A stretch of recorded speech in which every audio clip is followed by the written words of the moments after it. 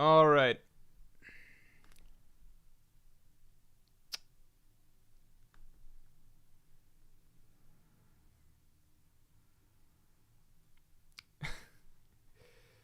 Hello, hello, hello. Sorry. Sorry.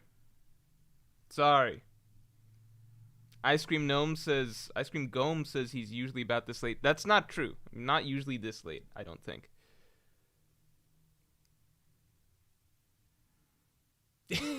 Okay, William Marshall says, where the fuck did we get Marvel movies from? All right, so let's backtrack a little bit. How did we get here? How did we get to where we're at right now?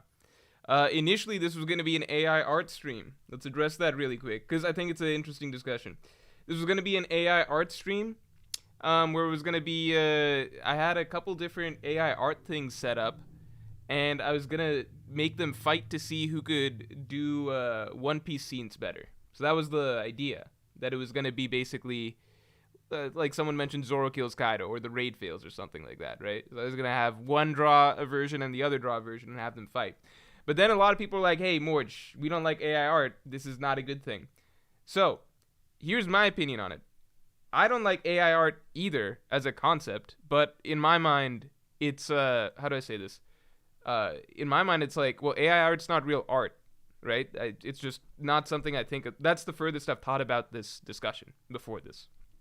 In my mind, AI art, that's not real art, because art is obviously about, art by definition is human expression. So there's no such thing as AI art, in my opinion. It's just not, it's like what we call it, but it's not art.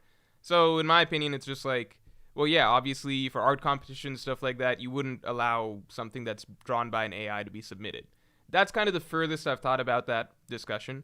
But, so in my mind, it was kind of straightforward in that obviously it's not real art. It's just some stuff that an AI is doing. So I'm like, well, it'll be fun to see whatever an AI draws up out of the blue. That's it. But a lot of people are like, this is bad for artists, stuff like that. I have seen people say that this is bad for artists and things like that before, but I didn't know to what degree, really. I get it more. Sometimes you got to think about something a little bit. So in my mind, it's like, well, I'm not treating it seriously. I'm not like viewing these as real works of art, so what's the problem? But I thought about it, I'm like, well, I would be promoting, I'm still putting AI art websites and stuff on stream. I get it.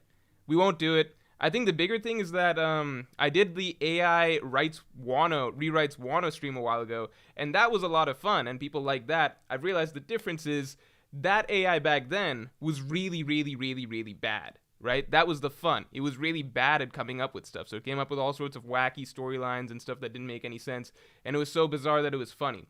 This is different in that AI art is pretty polished, and it threatens to get rid of real artists, so it's no longer as much of a laughing matter. So I get that situation. Silverburn says, Beta Lorge folded to the masses. This isn't like a hill I want to die on. This is just, I needed an idea for a stream today. I was like, we can do AI art. People are like, we don't want AI art. I'm like, cool, let's not do AI art then. That's not a big deal. I did have to go to the backup pile, which was like, okay, what are some generic stream ideas? We've already done fast food tier. I didn't want to do another One Piece stream, One Piece tier list stream, right?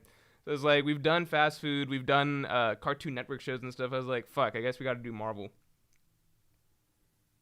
If it's something important to me, then I'm not just gonna, I'm not just gonna fold because people don't like it. Do you guys not remember the raid failing, which I did for 2 years? If it's something that I feel strongly about, but I didn't feel strongly about AI art. For me, it was just like, okay, well, we did an AI writing stream, let's do an AI art stream. People are like, we don't like this because it's bad for artists and stuff. I'm like, okay, sorry, my bad.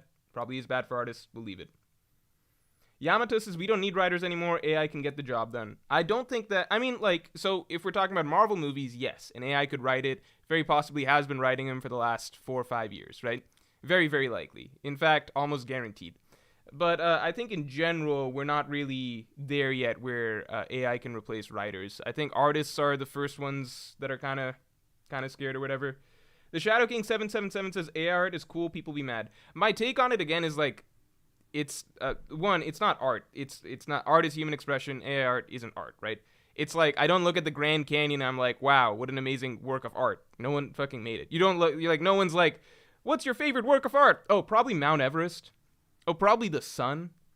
No, like in general, we think of art as something that a human being created, right? Just because something happens to look pretty doesn't mean that it's art. Art, I think, in general has always meant, well, a human has come up with this and it's an expression of their ideas, stuff like that. That's what tends to make something art, right? We don't just say anything that anything that we happen to see that looks nice is art, right? If it's something we don't look at like rain falling and we're like, wow, what an amazing work of art, submit this into a competition. That doesn't make any fucking sense, right? So to me, A art, like, it's just never been a thing I've really thought about. Like, when you say A art is cool, people be mad, that's kind of how I viewed it. To me, it's just like, well, it's just a tool that's online that's kind of fun. You can just throw images together without any effort. It's just a tool, right? So I thought that'd be fun for a stream for entertainment purposes, not in terms of, oh, this is actually valuable creations of, genuine artwork or anything. We call it art, but it's not actually art, Art is just a simple way to say it, but that's not what AI art is. Like, that's not what art is, right? Kakashi Snitch 9 says, hype for Flash. What do you think about James Gunn new slate? I'm being optimistic. I was about to say, like, oh, Flash, that's funny. That's not a One Piece question. Then I remember that this stream is a Marvel tier list, right? I think that, what do you call? The DC Extended Universe, I've just seen so few of those movies because so many of them are supposedly bad. Like, let's see, I saw Batman. No, sorry, I saw not Batman, because Batman was. I saw Batman's not in that universe, right? So I saw Man of Steel, which I was on board with enough, right? I thought it was good and like I liked it for certain reasons. I didn't like it for other reasons, but I could get behind it. Batman versus Superman. The thing is, the more things have gone on, the more you appreciate Man of Steel because other stuff is not good, right? So I like Man of Steel. Batman versus Superman was questionable. Then what else did I see? Suicide Squad? Forget. Green Princess says a human made the robot, so it's art by proxy. I think that's that's too many steps removed, So I get that you can make the argument, I'm saying like, oh, the Grand Canyon, right? We don't consider the Grand Canyon a sculpture, right? AI art, it's like, well, a human made the robot and then the robot made it, so it's not technically free from human influence, right? Like these other things. But I do think it is outside of the realm of human expression, right? So whatever the robot is coming up with, again, I think when we go so far as to like give sort of like, I think the way people think of AI is inherently flawed in that, like, we have this image of, like, this sentient being almost or semi-sentient being that's creating these things. No, it's just a series of, like, it's just fucking number. It's a machine that's pumping shit out, right? There's no sentience there. There's nothing like that. There's no consciousness there. Like, I don't even want to say, like, a robot because that gives you the idea of, like, fucking iRobot or something coming up with these brilliant works of art, right? No, it's a human that made, basically, think of it like a fucking microwave. I think that's the easier way to think of it. It's a microwave, right? It's not a living creature. It's not some sort of pseudo-intelligent thing or anything like that. It's a fucking microwave or a toaster. How about, let's go super simple. A human being made a toaster. He puts some bread in it, right? And then the toaster just does a bunch of random shit inside, right? The settings are, like, basically set to fucking random do whatever the fuck, right? And then some bread pops out. The bread that pops out, like, once it's gone in the toaster, right, whatever's happening in the toaster, it's a bunch of random shit, okay? It's no longer this human being's expression, right? The human is not, like, the creator is not putting their ideas necessarily into the final products of what comes out. You get what I'm saying? It's just, once it goes in there, it's a bunch of algorithms and numbers and stuff like that. So the thing that's popping out is ultimately not human expression, right? It's cool that the human made the robot. I shouldn't say robot. You made the program or whatever, but it's not the same thing. You guys get it? Cock and C says, God painted the Grand Canyon, though? Yes. God did paint the Grand Canyon, if you believe in God. But you know what? That wouldn't be God's greatest creation. His greatest creation would be you. That's his greatest work of art. So don't even compare yourself to the Grand Canyon. But if you don't believe in God, like many of us, and maybe myself, I don't know. Then, blah, blah, blah. Kusuna Koizumi says, people want a good product, that's it, doesn't matter who makes it. I mean, it's not a who, it's just a thing, right? It's just, it exists, right? So if you call it a product, that's fine. Like if you say that the AI is making pretty looking products, like products that look visually good, that's fine. But by definition of most people, like by what we call art, which is human expression, it's not art, right? All right. Uh let's get to the main thing, right?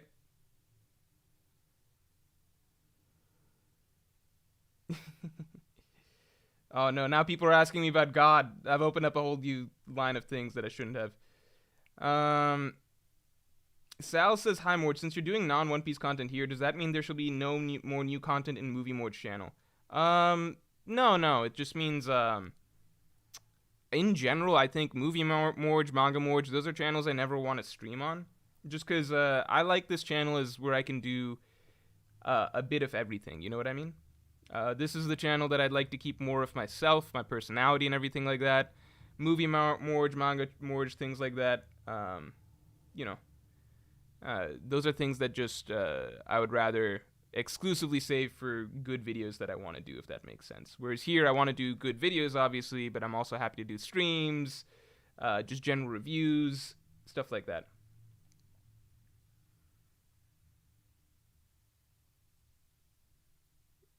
Mr. Crescent says, "Okay, semantics nerd." I think this is an important discussion, though, right? I think that this is a point where semantics is important to have. Okay. Silhouette says, "If Vision makes an art piece, is it still not art?" I mean, I think in the Marvel universe, we're supposed to believe that Vision has sentience, right? In the real world, real people universe, that's something that's so far out of this realm of because it's just too many steps removed in terms of like what we could realistically measure of like whether something has. We're way too far off from even measuring if. Yeah, it's just we can't. There's no way to measure whether or not we're even close to something having a mind of its own or anything like that, right?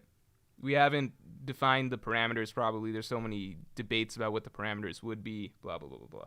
Mr. Crescent says, "Random. What's your opinion on books, not manga?" Books are okay. So I tried to sit down and read a book. It was by Camus. It's called The Plague. Very recently, for the first time in years. I used to be a very avid reader. I used to love reading all the time. I used to really, really like reading when I was younger. Then I found anime and manga. I would probably still be a really big book nerd if I didn't fall into anime and manga around high school, because when I was young, like, and I'm talking like elementary through middle school, I was one of those kids that really, really loved to read for fun, and I loved going to the library, and I like genuinely really enjoyed just having books, being able to get books, reading books and stuff like that, right? That was my favorite shit. Love that. Then, just as anime and manga became a thing, I just shifted away more and more from that. In later years, I would make exceptions and read certain books, like Game of Thrones was getting big, so I read Game of Thrones. They're books that I read, right? Like I read certain books as I got older, but it became fewer and far between. And yeah, just recently it's become years since I read books. I read lots of business books because my mentor made me.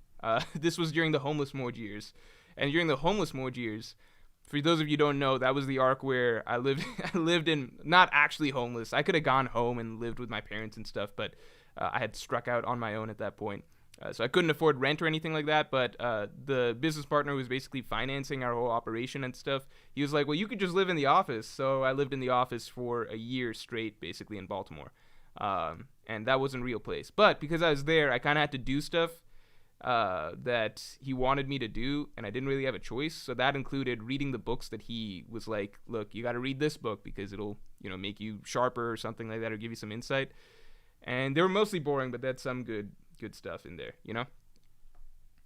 But in terms of fiction books, no, I haven't read a fiction book in a minute. I enjoyed reading The Plague, but then I dropped it after a little bit because it was just for one day at a coffee shop.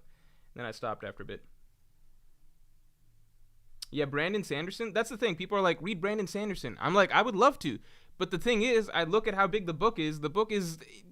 Every book is the same number of chapters as One Piece has. Like it's crazy. And there's, I don't know, like 4, 5, 6 books, and then there's like I don't know. There's so many books in that series and in the whole Cosmere verse. It's very intimidating. It's not in that like, oh, I can't read it. It's intimidating in terms of like just thinking the length of time that it would be a commitment. Also, I've gotten more into video games recently. I get maybe it's too early to say that, but I picked up Dark Souls. I just finished Sekiro. I finished Sekiro like maybe a month back at this point. Month, maybe 3-4 weeks or something. I finished Sekiro like a while back, right?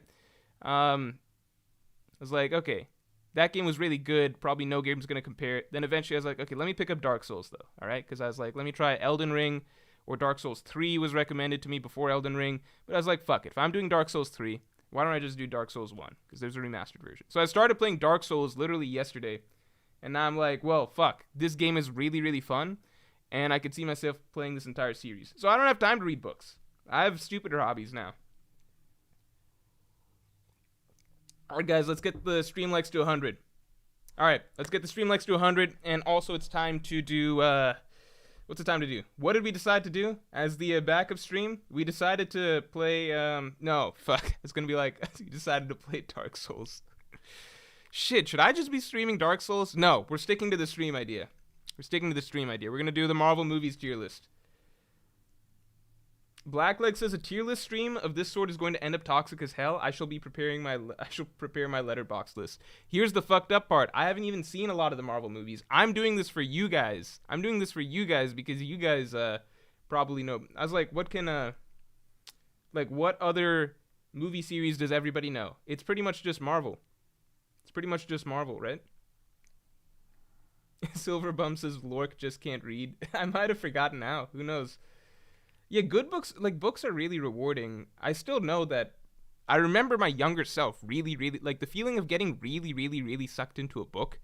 I feel like it's hard to compare. It's hard to compare different mediums or whatever, but I remember when I was younger and I was really, really sucked into a book, it was like just something that I would just be very obsessive about and kind of just spend an entire weekend doing or whatever. Like, it was just the level of focus I would have for that. I guess level of immersion or level of focus I had for that is probably higher than maybe anything else. I don't know. Depends. But also, like, attention spans and stuff change over time, right? Nowadays, I do wonder whether people naturally have, different levels of attention span for different, for even mediums that maybe they were used to be better able to focus on, you know what I mean? Harry Potter? Oh, the Harry Potter stuff. Here's the thing, the fun thing, you're saying I should play Harry Potter? Here's the fun thing, I get to avoid the whole Harry Potter Hogwarts Legacy controversy because I don't feel like playing Harry Potter. I don't feel like that's not a game that really interests me.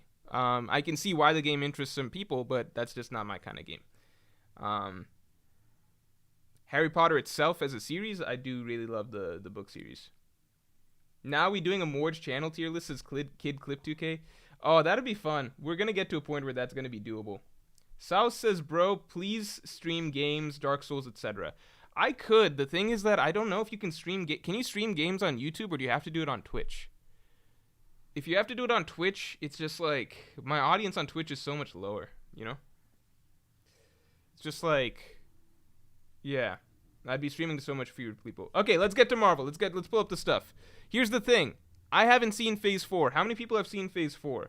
I haven't seen Phase 4, so maybe Phase 4 you guys can vote on. I'll be making the decisions for Phase 3. Also, I haven't seen the TV shows because I'm not an idiot. I just explained I have better things to do. I think we just listed off a lot of things that are better to do with your time than you could read a book, you can watch a manga, you can watch an anime, right? You can play a video game, you can play Dark Souls, you can do all of these other things. Why are you spending any of your time watching a Marvel TV show? Especially considering they're like, how many episodes are in Marvel TV shows? How many episodes are in, what's a Marvel TV show? Loki. How many episodes are in Loki? 6 episodes. That's way less than I thought. Is it only 6? That's not that bad. You guys should give it a try. Okay, how long are the episodes? How long is an episode of Loki? 40 to 50 minutes. Alright, you know what? It's not that long. You guys go watch it. Go check it out. Go let me know how it is. All right, tier list maker.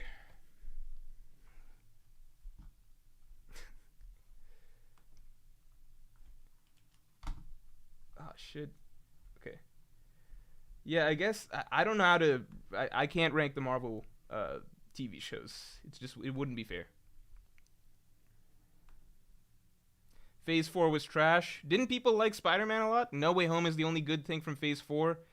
I read the plot of, or I didn't read like the full Wikipedia plot, but I got the gist of the plot of the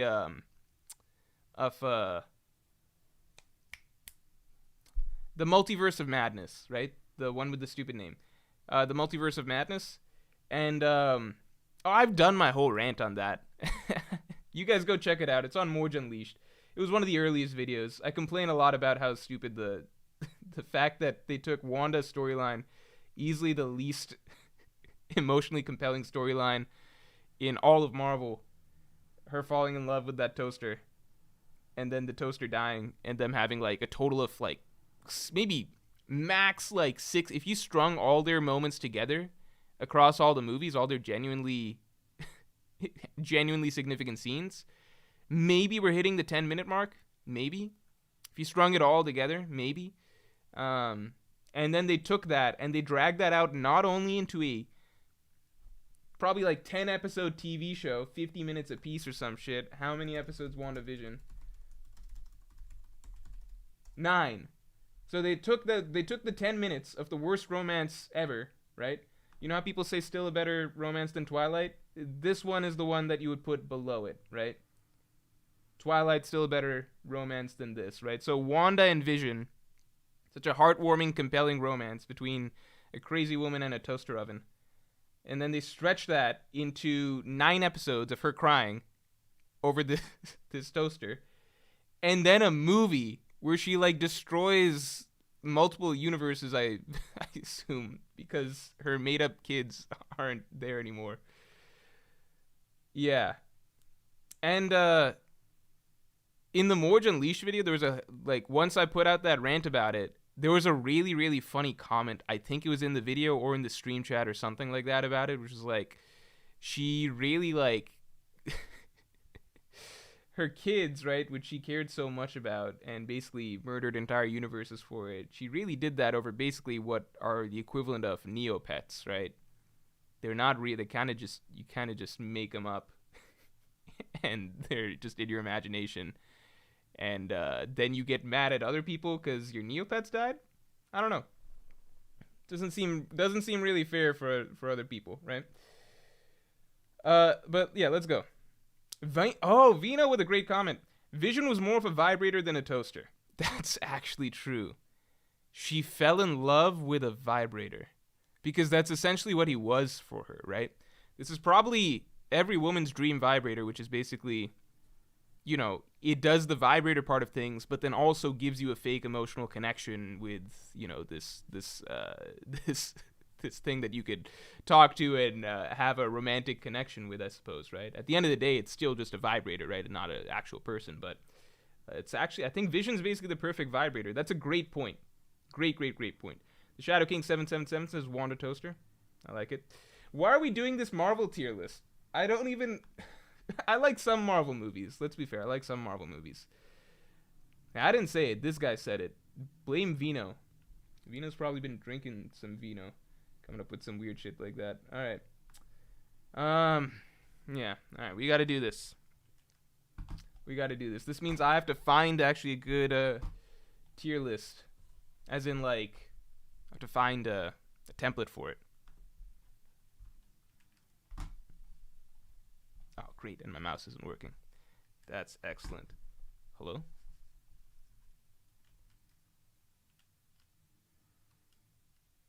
Oh no, am I gonna have to do this mouseless?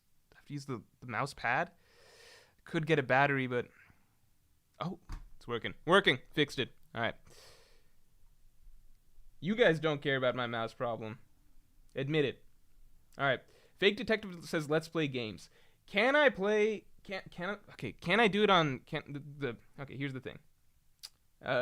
Can I play Dark Souls on the computer? Because then we can do the Marvel tier list, but then I could play some Dark Souls. Grunky Crucker says, common Lord's take. Yeah, can I stream it on YouTube is what I mean. Can I stream it on YouTube?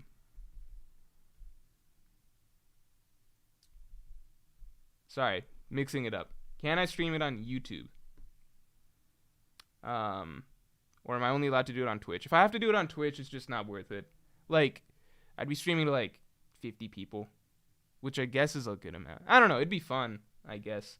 Crunky Crucker says, Common Lord's take. Also, you think this One Piece arc is dragging? No, it's not Why is it dragging? Something is happening every... How's this arc dragging? Come on. How's it dragging? This arc is... I think this arc is flying. Like, it's... We're getting plot twists close to every chapter. We're getting a backstory, it seems like, pretty quickly. We're getting to the final conflict of fights and everything like that pretty soon. It's really... How's it dragging? I think under no definition is it dragging, right? Alright, let me see. Can you stream Dark Souls on YouTube? Can you stream games on YouTube? Like, I'm not gonna... What I'm saying is more so... Am I going to get copyright struck and stuff like that?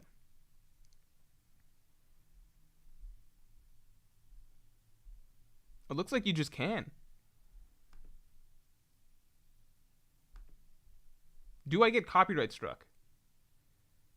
No, I know I can. It's pretty simple. I just screen share while I play. I'm saying more so like you guys have seen me get copyright struck multiple times before over literally watching one clip of the One Piece anime.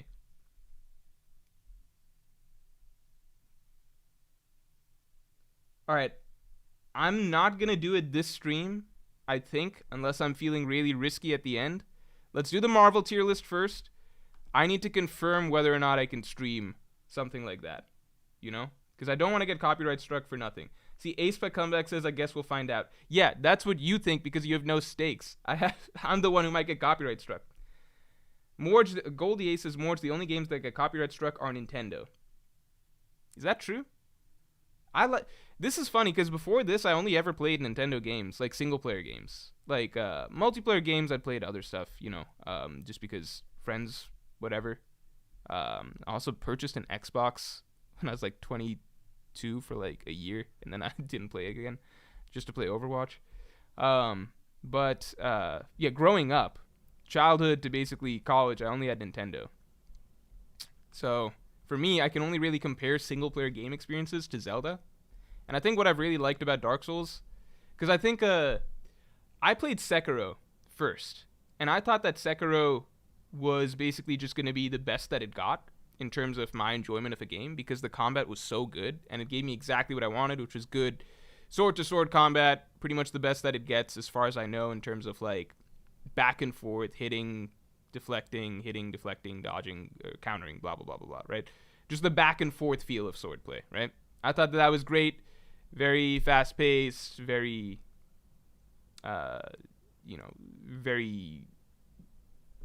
just very fast-paced, very reactionary, but also involves learning a lot at the same time.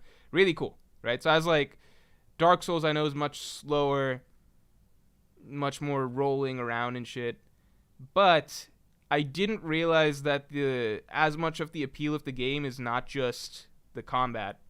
A lot of it is, like, I started reading more basically. It was like, a lot of it really is the atmosphere, which is amazing. I want to just revisit that game I just want to go back and be in that level, if that makes sense, because it feels so cool. It just feels really, really cool wandering the Dark Souls world. Just the feel of the game, right? The atmosphere of the game, the environment, the sense you get. Because it's not all just, like, really dark, everything's night, black, pitch black, scary stuff, like, you know, all, like, apocalyptic or whatever, right? It's a much more melancholy feel. Feels very quiet almost.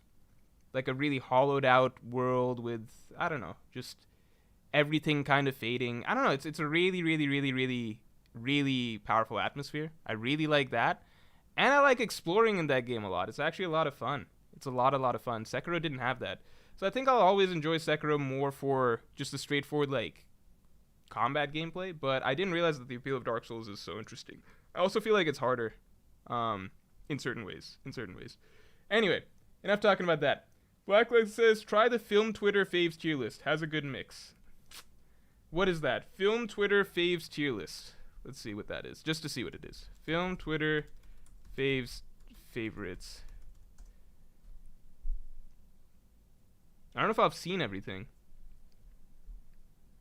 Morj didn't have friends. What I mean is I didn't play single player. Like, I didn't own... like, I'm not going to go to a friend's house and just play their single player game. I mean, I did. Like, I've gone to people's... Like, I've played Metal Gear. I've played Assassin's Creed and stuff like that. But because it's like, you're just going to a friend's place and playing it, I didn't enjoy it that much because it's kind of like, well, it's not my fault. Like, I can't really spend time and get good at this or really progress in the story and stuff. So it's more like, here, try this out. But that was just never really what I got to do, you know? Like, play a game from start to finish.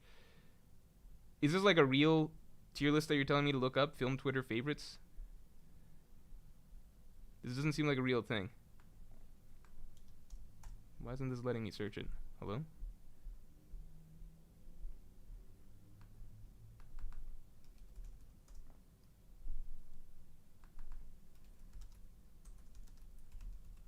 Batman for Real asks, Oda threw in some heavy-handed symbolism with Luffy and Zoro literally sitting over Lucci and Kaku.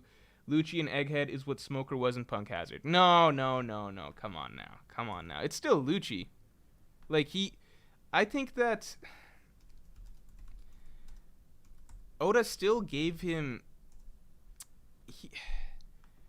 like, Lucci didn't look bad, you know? He didn't look bad. He just, he wasn't at Luffy's level. But that's because there's only, like, literally a handful of people in the entire One Piece world that are at Luffy's level at this point, right? It's not Lucci's fault. And here's the thing. The crazy thing that people forget is that Lucci, unlike... Okay, look at the other characters that are on Luffy's level right now, right? The characters that are on Luffy's level at this moment in time, Luffy's level or stronger, right? We're talking about that tier of characters, right? Crunky Crucker, welcome to the Yonko. Appreciate it. The characters that are on Luffy's level or stronger at this period of time, we could say are, you know, Shanks, Blackbeard, Dragon, Mihawk, Akainu, those type of guys, right? Might be missing someone, but, you know, yeah, Shanks, Mihawk, Dragon, Akainu, Blackbeard, those type of guys, right? All of those other characters have been Yonko tier for a while, right? They've been there for a while. Luffy's the newest addition, right? So out of Luffy's contemporaries, basically people who are about his level of strength, think about it like this with Lucci, because we don't give him enough credit, right? In terms of people who are about, who were Luffy's level of strength, right? Before or comparable to Luffy, right? So like a Lucci, like a Kid, like a lot, like his contemporaries, I would say, right? Characters who pre-time skip were not, yeah, pre-time skip were still in Luffy's ballpark or something like that. Looking at those tier of characters, there's very few characters that have, like, Luffy shot ahead of everybody. Lucci's probably one of the few that kept up with him the best, right? Right? You can't, like, Luffy's the only one that has made it to this summit where these Yonko level characters like Shanks, Mihawk, Blackbeard, and Dragon were already waiting, right? Blackbeard is technically a Luffy contemporary, but he just got there so much faster because he ate broken fruits. It's not the same, right? So if you look at characters that had to work and train over the course of the time skip to up their level, right? Lucci's probably, I don't know, like the second fastest growth rate, right up there with like Luffy and Zoro coming out of all of the time skip stuff and everything like that. Like, again, Lucci lasted 2 chapters against Luffy straight up.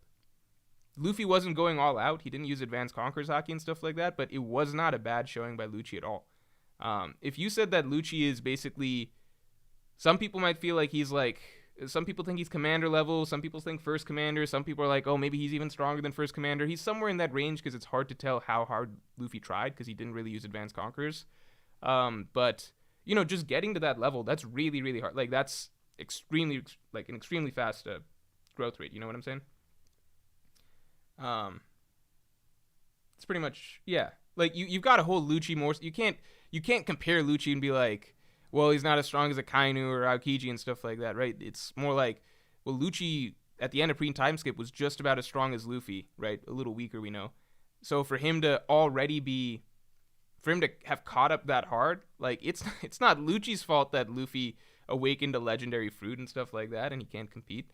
Obviously, Conqueror's Haki is something that Luffy has that Lucci doesn't. But for Lucci to get to a point where we're like, damn, he might be stronger than Katakuri. Who knows? That's its own debate. I think we don't have enough data to go off of either way.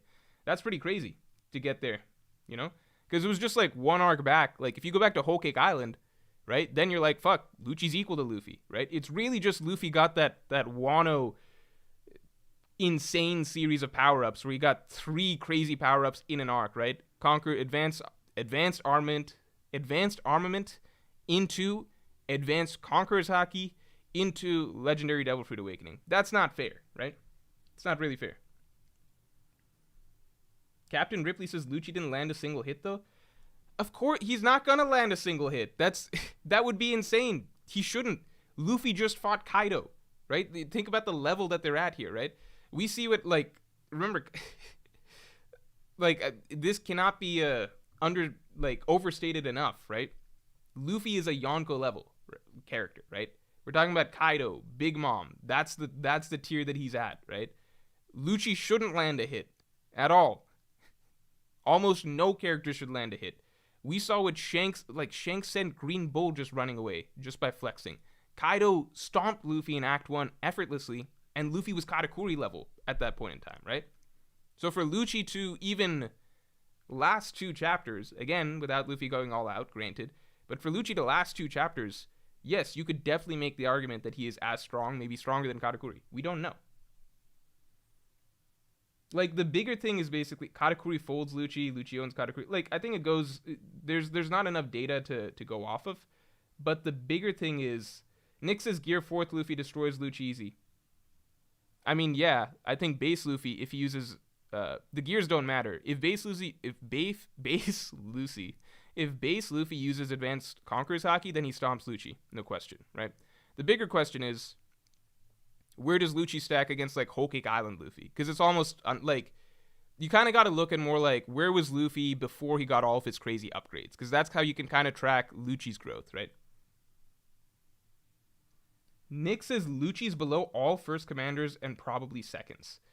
Really? Is that what you took away? Like, from my perspective, it's like, if you made Luffy fight Katakuri right now, it would be a stomp, right? To me, it should go about the same as it went Luffy versus Lucci. And again, if Luffy uses advanced conquerors, he should win these fights even faster than he's already doing, but like, think about Luffy was equal to Katakuri at the end of their fight. Think about the insane levels of power-ups that he got since then. Like, he went from being equal to Katakuri and getting one-shotted by Kaido to then being able to fight, like, evenly with Kaido, right, with advanced conquerors and everything like that, and then basically being like ending the arc being almost as strong as Kaido, right? Some could argue, and in terms of max strength output based on their final clash, higher than Kaido. So, I don't know. I think people are really underrating. Like, let's put it this way. If Lucci was up against Kaido and lasted 2 chapters, even if Kaido wasn't going all out, then everyone would be giving him, like, a tremendous amount of credit, right? If Lucci was against Shanks and he lasted 2 chapters, even if Shanks wasn't going all out, people would give him a tremendous amount of credit. If Lucci was against Big Mom for 2 chapters, like, one-on-one, not like Law and Kid who had their buddy team system, right? If Lucci was against Big Mom for 2 chapters, and, even if Big Mom wasn't going all out, he lasted 2 chapters, people would give him a lot of credit. It's just because it's Luffy that for some reason everyone's like, oh, it's it's not a big deal, like, Lucci sucks, etc. It's like, no, I think if you gave Luffy any first commander level character, he would pretty much easily wreck them. Which is what happened to Lucci, right? So it's not really fair. Crunky Crucker says, bro, have you noticed movie Usopp outshining canon him the past 5 years? Well, that's because Usopp hasn't gotten anything at all in the past 5 years, not since Dressrosa. Also, you think he has a chance to grow in Elbaf getting armament or Conquerors? I think if Usopp gets Conquerors, I have no idea if it's in Elbaf, but I do think Usopp will get Conquerors at some point. I think it would be really, really cool for his character, and he's just the type of character that would have the potential to get it, and would be the most interesting character to have the potential to get it.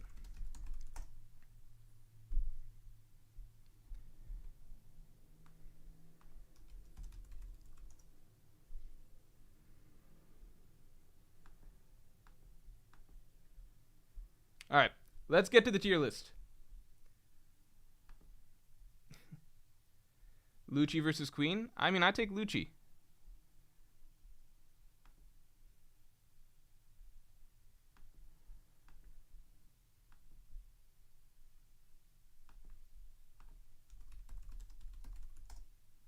Dressrosa was 5 years ago. Dressrosa was a while ago.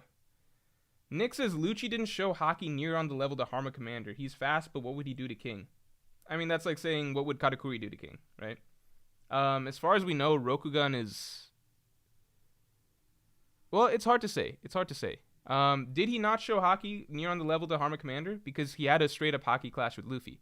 Luffy wasn't using Advanced Conqueror's Haki, but it's like... That's still... That's like... If you're like... That's still fine, right? Advanced Conqueror's Haki is something that literally... There's like probably like less than 10 characters in the entire world that can use it, right? Probably less than 10 like him not having Advanced Conqueror's Haki doesn't mean anything. If he's able to have a straight up Haki clash toe to toe that's portrayed equal to Luffy when Luffy's in Gear 5th, that's good enough. You're going to be you're going to be well in the capacity of like having Haki that can do shit to commanders, right? King might be a special case because King's really, really good at... Well, I mean, yeah, it's tricky to say because it's like, well, King's really good at durability. Marco's really good at durability. It's hard to say how Lucci would do against those fights, right? But you get what I'm saying? It's like, how much more do you really want to see from Lucci in that case, Haki-wise, to like know that he could fight these guys? Because the only thing that you can really say was like, well, he has to have Advanced Conqueror's Haki. It's like, okay, but pretty much nobody has that, you know? It's like, even the Admiral, like, I don't think Kizaru has that. You know what I'm saying?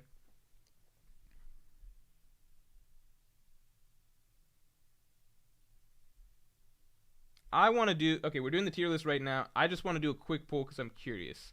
And I know I've been biasing people a lot. I don't legitimately have a pick between these two characters. I think it could go either way.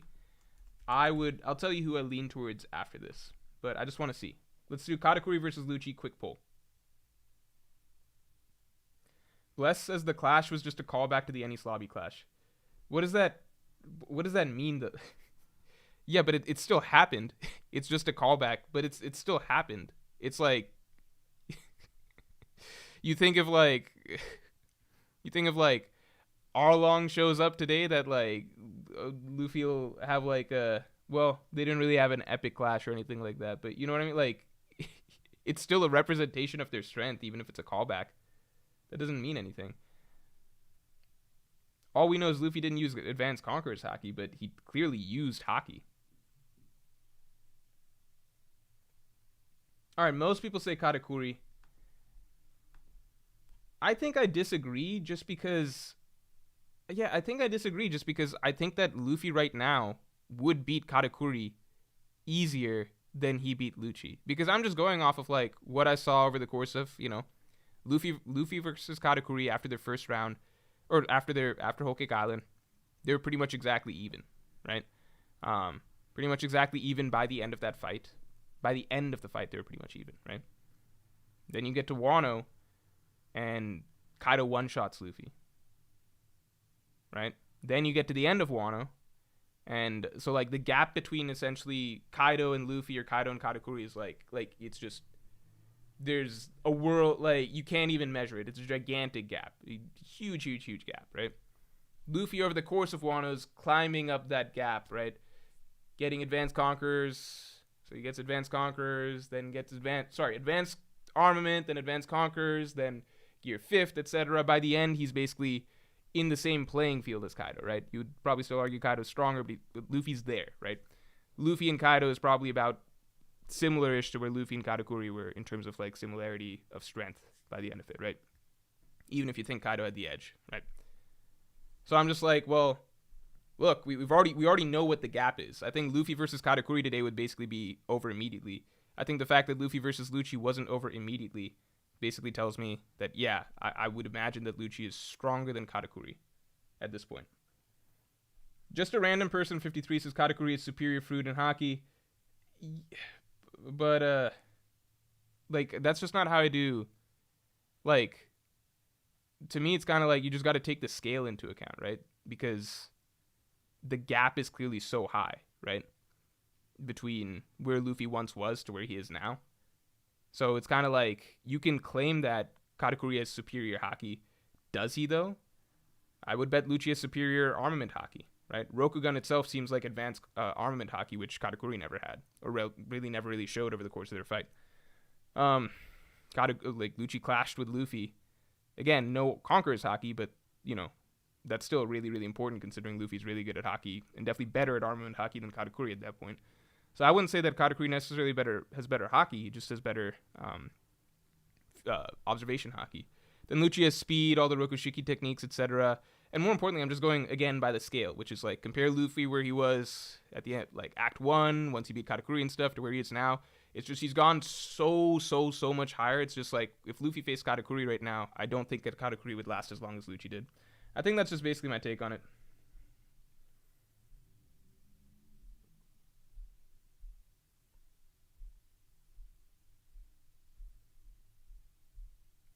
All right, let's do it. Let's do the thing. All right.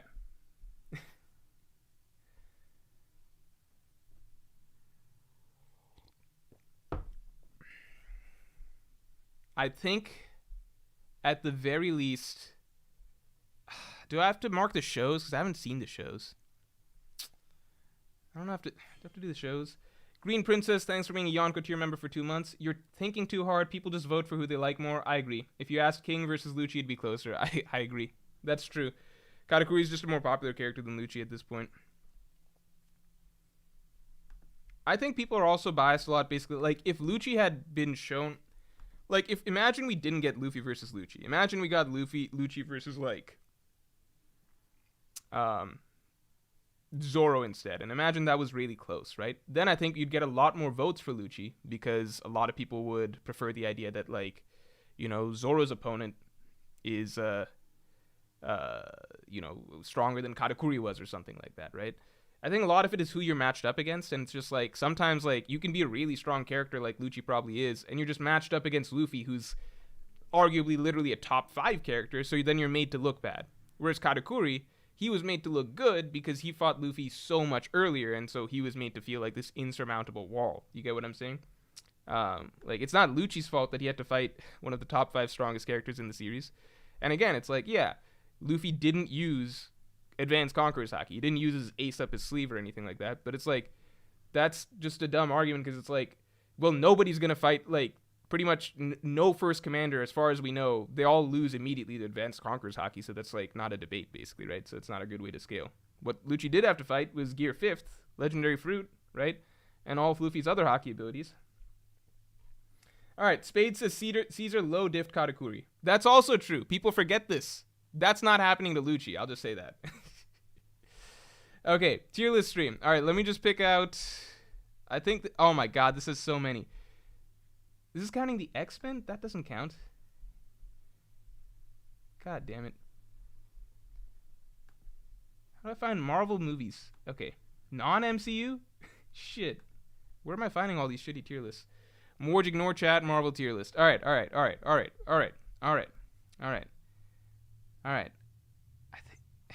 Wait, are the Spider-Man the Spider-Man movies? No, we're not counting the Spider-Man movies. When I say that, I'm talking about like Spider-Man 1 and 2 and like The Amazing Spider-Man. They're not part of the MCU, right? Do we count them as part of the MCU now? They don't. Come on.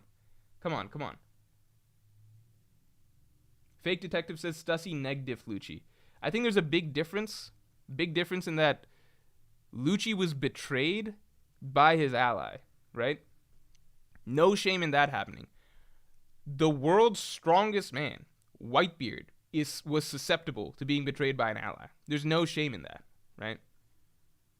Sure, Whitebeard was not his prime, but still, Whitebeard's a fucking Yonko, right? He's a Yonko. He's way above these other characters, right? Whitebeard would slap Katakuri and Lucci in his sleep on his deathbed, right?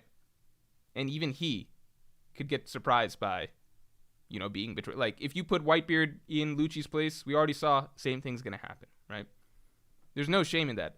Katakuri has future sight. He should literally never be surprised by anyone ever, and he's supposed to be fucking guarding the place. There's no excuse for him losing to Caesar.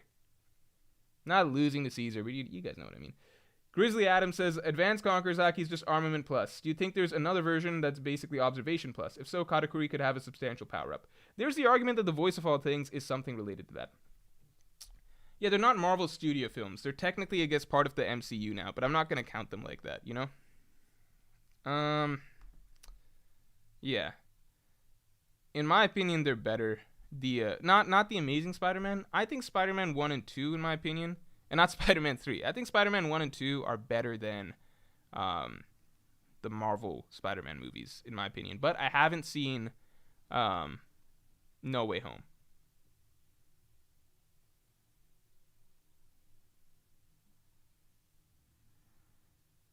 How's that copium? I'm saying, like, the literal truth. In what, like, if you get surprised, you get surprised. It doesn't matter who you are. We've already seen that. Like, keep this in mind. Kaido, like, when you get taken, we've already seen this from strong characters. Whitebeard. We saw Kaido got jumped by the scabbards, right? So all the scabbards were able to ambush him out of the blue on the balcony, and he got stabbed by them, right? Strong, if you doesn't matter how strong you are, if you're ambushed by weaker characters, you get ambushed. That doesn't matter, right? Especially if it's a betrayal situation, right? Betrayal, you're really not expecting that coming from your own side. So you can't hold the Stussy thing against him. Katakuri, his whole thing is never being surprised. He's supposed to see all of this shit beforehand. He should never, ever, ever be surprised. So, one, Katakuri didn't get betrayed. Lucci got betrayed, so you can't hold that against him. Katakuri didn't get betrayed. Caesar was an enemy. And two, Katakuri's whole ability set means that in this specific instance, he should never get surprise attacked, basically, right? All right, let's just do the tier list. All right. I'm trying to pick the best looking template out of them all. But I guess we'll just roll with this. All right, we found one. All right. You guys ready for a tier list? All right, let's look at it. Why are there so many tiers? We're just going to cut them down.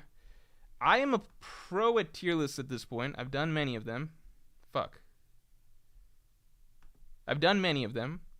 So I know right about how many tiers there should be. And the correct number is... What's the correct number? I forget. I feel like something like this.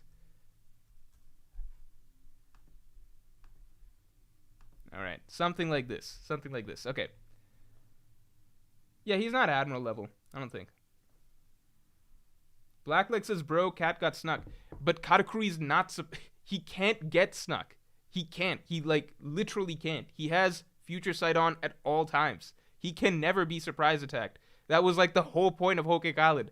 Their whole plans nearly went up in flames because Beige was like, look, Katakuri's a problem. He can't be surprised, right? He cannot be surprised. That was the issue. He saw everything. Even, like, Luffy almost was unable to show the Mother Caramel photo to Big Mom because Katakuri caught him first. It was just because Luffy was able to stretch that he was able to show it. Katakuri... Being surprised can never be an excuse for Katakuri because he can always see in the future. It's his ability. Chris says Future Sight is not a passive ability. He has to be intentionally using it. He can still get surprised. No. But that's the thing. That was the whole point of Katakuri. Future Sight it's a active ability, so you always have to be using it. But that was the entire point of his character, which is that Katakuri, of all people, is always vigilant. Right? He's always vigilant. He never rests. That's the point. That's what makes him so formidable. Other characters can use Future Sight, but they mix it in as a technique, right? Like Luffy does, like Kaido does. Katakuri always has it on. He had it on the entire fight. He had it on the entire tea party. He had it on before the tea party. Katakuri always has it on, right? The only times he rests are during his merienda time and stuff like that. But that's the whole point. We were told that Katakuri, of all characters, is always vigilant, never resting. He always has Future Sight on. He never gets the excuse of surprise attacks. Doesn't happen. BB says Sanji surprised him. No, dodging a jelly bean is not being surprised. He didn't see Sanji dodging the jelly bean? No, we just know that Sanji is good observation hockey too. So Katakuri can see Sanji dodging it and flick the jelly bean, but then Sanji in real time can still react to it, right? Once the jelly bean's out of Katakuri's hands, he can't really do much to it, right? All right, let's do it. Was it Marienda time when he was getting jumped by Caesar? All right, guys. This fucking mouse. Hello? All right, I think we got it.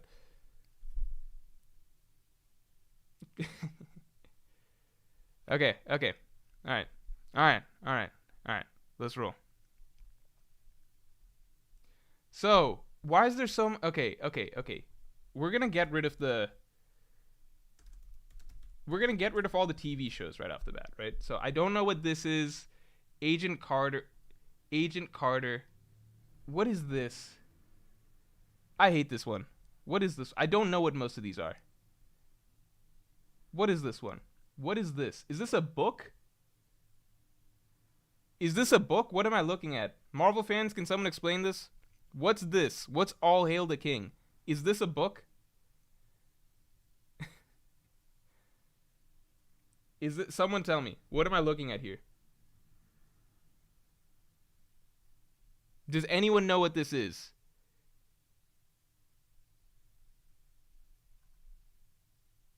It's a one shot. It's a short. Is it a book?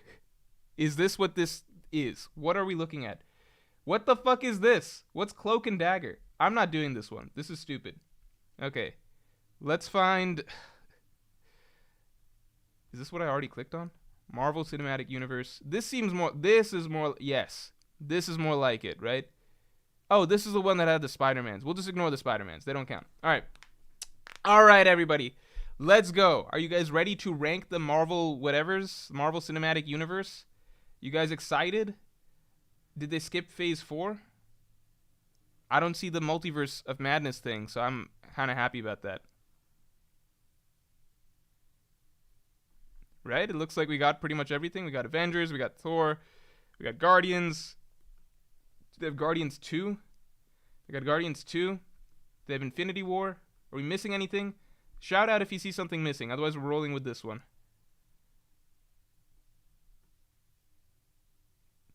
I think it's got everything. Where's Infinity War? Did they forget it? Avengers, Infinity War, and then Avengers Endgame. Okay. You know what? It's got enough. It's got the ones I've watched. That's what matters. Okay, let's roll. So, to begin with, I'm going to go ahead and put Iron Man in S tier. Because without Iron Man, I think Iron Man is easily the best standalone movie out of all of them. Arguably the only good standalone movie out of all of them, right? I think the rest of them all require prior context, familiarity with the characters, things like that. I think Iron Man is the only good. Nay. Did I say nay? I'm never going to say that again. I'm sorry. I don't know. It was in the flow of the moment. Thought it would sound good. All right. Iron Man is the only great movie that is a standalone movie, right? Iron Man is really well made. So people who forget, right? I think I've talked about this a few times in past streams, right? Which is that when Iron Man first came out, it really changed how people thought about comic book movies, period, right? It came out roughly at the same time as The Dark Knight. I think in the same year even. I might be wrong. I think they both came out like 2008. Dark Knight release. Yeah, 2008 for that. And then I think Iron Man was the same year, right? Iron Man release. Yeah. So I remember comparing the two to each other. And it was just like a great year for superhero movies, pretty much. It kind of puts superhero movies really back on the map, if that makes sense, in two very different ways. So Iron Man was unfortunately somewhat overshadowed by The Dark Knight when it first came out. But what it did was much more replicable than The Dark Knight, right? It created something that was much more, you know, you could do this one again. The Dark Knight was kind of lightning in a bottle. There's no movie that you're going to be able to pull off like The Dark Knight again, right? You can't do that twice. Dark Knight Rises was not the same, right? It was an attempt, tried to mold itself in the same vein. It wasn't the same. Man of Steel weirdly tried to follow the same sort of style, if you guys remember. It was just a sort of weird style that DC convinced itself that it was the style of The Dark Knight that people really fucked with, when really it's kind of like, no, it was everything, right? The writing, the acting, the story, you need all of that stuff. You can't just be gloomy and you've got a good movie. You know what I mean? So The Dark Knight, that's lightning in a bottle, right? Iron Man is more like sliced bread, where you figure it out and you're like, holy shit, this shit is amazing. Let's just do more of this, right? And I would argue that none were quite as good. People forget, but Iron Man was very, very grounded. It was a crazy grounded movie compared to what it's almost impossible to imagine later on Marvel movies with all the wacky sci-fi magic bullshit that happens being in the same universe as Iron Man. Because if you go back and look at like first Iron Man suit, right? It was like a very realistically put together thing, right? I'm not going to say that it's like a realistic movie by any means, but if you go back and look at the fights from that movie, the suits and everything like that, especially the first suit that he built in a cave, like I think if they rewrote Iron Man today, he would have just put together some crazy like modern type looking stuff. Like probably he would put together, this suit would be the one that he would put together in the cave. This one, I think he'd have been able to put this one together in a cave if you're writing it today. But back then, it felt like a really cool natural progression. The whole thing just felt a lot more grounded. It was also dealing with ideas of, actually selling weapons in the Middle East and things like that. Tony Stark is easily the best character that the MCU has had. It all felt fresh, so nothing felt played out. The style of humor, it wasn't overdone or anything just yet. It wasn't played out, and I think it was just pulled off by a much more charismatic actor than what they've had since then. Not to say other MCU actors have been bad or whatever. I'm just saying that Robert Downey Jr. is clearly the best at it, and he had the best framework to work with in Iron Man. Khalid Suleiman says Iron Man 3 is just good, nay, better than Iron Man. I thought Iron Man 3 was terrible. Well, let's keep going. We'll get there. Keep in mind, some of my comments and criticisms on Marvel movies may not be the best just because my memory of them is not 100%. But I remember Iron Man 3 was pretty bad. Hulk, the Incredible Hulk. This one they forgot about, so I'm going to put it for D. I legitimately think that they should just remove this movie from the canon of the MCU because it's so random and like unnecessary. You know what I mean? Like it just doesn't. Nobody fucking. Does anyone go back to watch this ever? Does anyone go back to watch this? Seriously?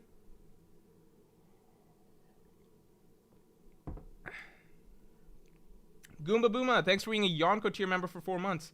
Dark Souls has really deep lore that's fun to explore after finishing the games. Read descriptions and listen to dialogue to try to piece together the story. So funnily enough, I did, because I was trying to pick, I like Sekiro a lot. I want to play another game by this game designer, because apparently they have a unique style of games.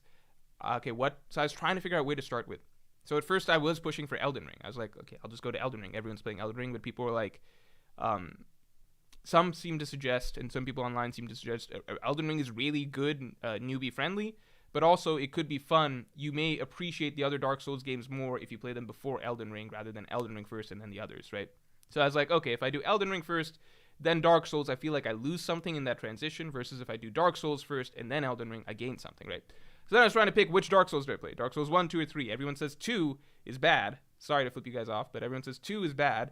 So I'm like, okay, 3 or 1. And people are like, 3 is really good, but you will appreciate 3 more and all of its callbacks and references if you played 1 first. So at that point, I'm like, okay, if the lore feels somewhat important, if the environmental storytelling is important, then I want to be able to appreciate the full flow of events, right? So let me do 1 first. That's how we got there. All right. Hulk, I think this one could be skipped. Very, very skippable. It also would just confuse you more than help you if you watch this because the actor is different, so it's just like, why even bother? And it's not even done in the same style as the others, right? So you can knock the Marvel style as much as you want, but at least it had a style. The Hulk is like really cookie cutter. And I remember it was funny because there was another Hulk there was an Ang Lee Hulk that came out in 2003 or something like that, and that was considered a really mid-tier movie. And so they're like, okay, we're going to do the Hulk again, and this time it's going to be way better, and we know what to fix and stuff. And then they just put out another really mid-tier movie, and that was pretty much it. So it's just like, what's the point? Anyway, Iron Man 2, I think we can all agree that was bad. They were searching for something to do. I'm going to put it in D. You know what? I'm going to put these in C.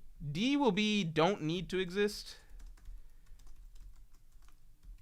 So I'm just gonna go ahead and put all the TV shows here. Let's get that out of the way real quick. Let's get some progress in. Do they have TV shows here? Let's put all the TV shows in don't need to exist. Thor's hammer. What is? Whoa, hold on. What is this? What's this? Can a Marvel nerd, someone explain to me? Marvel nerd. Why is there a one-shot about a hammer? Crunky Crucker says, Morj, please add Daredevil in. Also, best superhero show, easy. I will add Daredevil in right now for you, man. Right now. Where's it at? Where's it at? It's going straight into D for doesn't need to exist. I don't see Daredevil. Where is it? Where is it? I think they forgot about it, dude. I don't know if they've got Daredevil here. Man, I'm sorry. I can't put it on the list. But I can assure you, it would have gone into D. I'm sorry about that, man. I'm sorry. I would have loved to put it there. Yeah, they just forgot about Daredevil. Fuck. All right, we live, we move on. Yeah, let's get all the TV shows in there right now. Can someone explain the hammer thing? Can someone explain the hammer thing? Why is there a hammer story? What is this? Thor's hammer greater than Thomas' teapot? Hitting me where it hurts. The one-shot ties Iron Man to Thor. Didn't Iron Man 2 tie Iron Man to Thor? You know what? I don't care. Okay, we're just going to put this stuff because I haven't seen it. So it's like, what am I going to do? This goes here. Whoops. Hold on. All the one-shots, all the random stuff.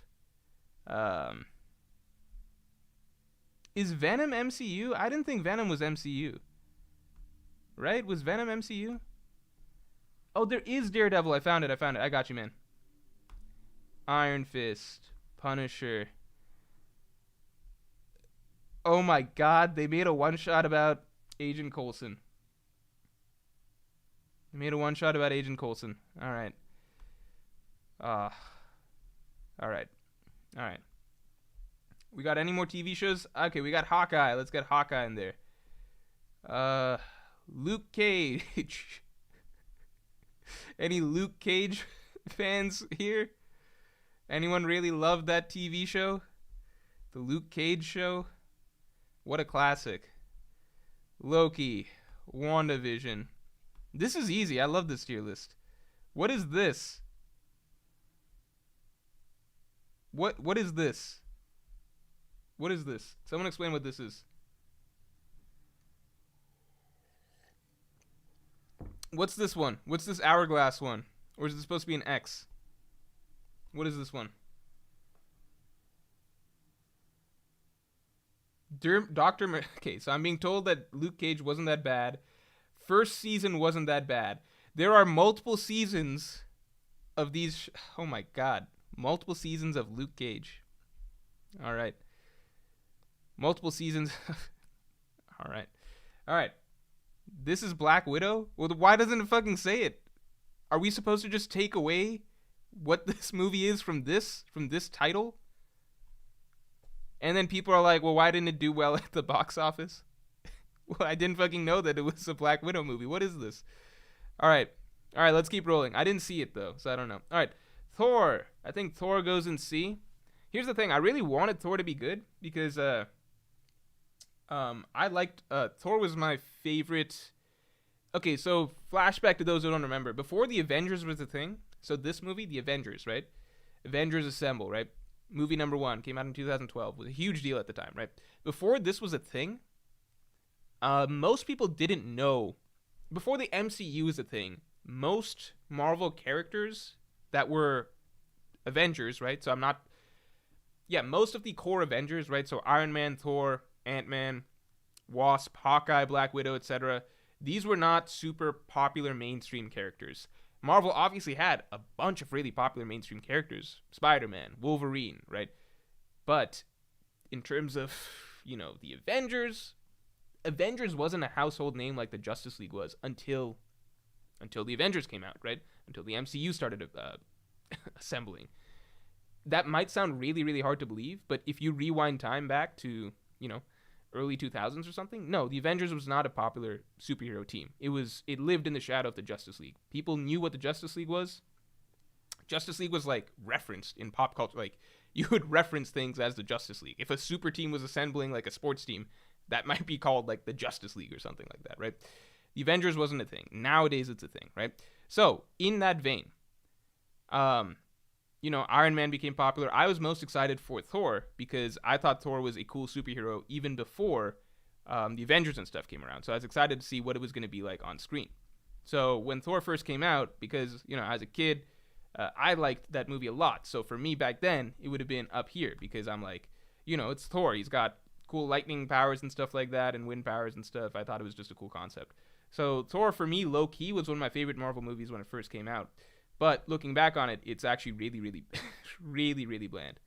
And I think that's highlighted more once Thor Ragnarok comes out, which I think is a really, really fun movie.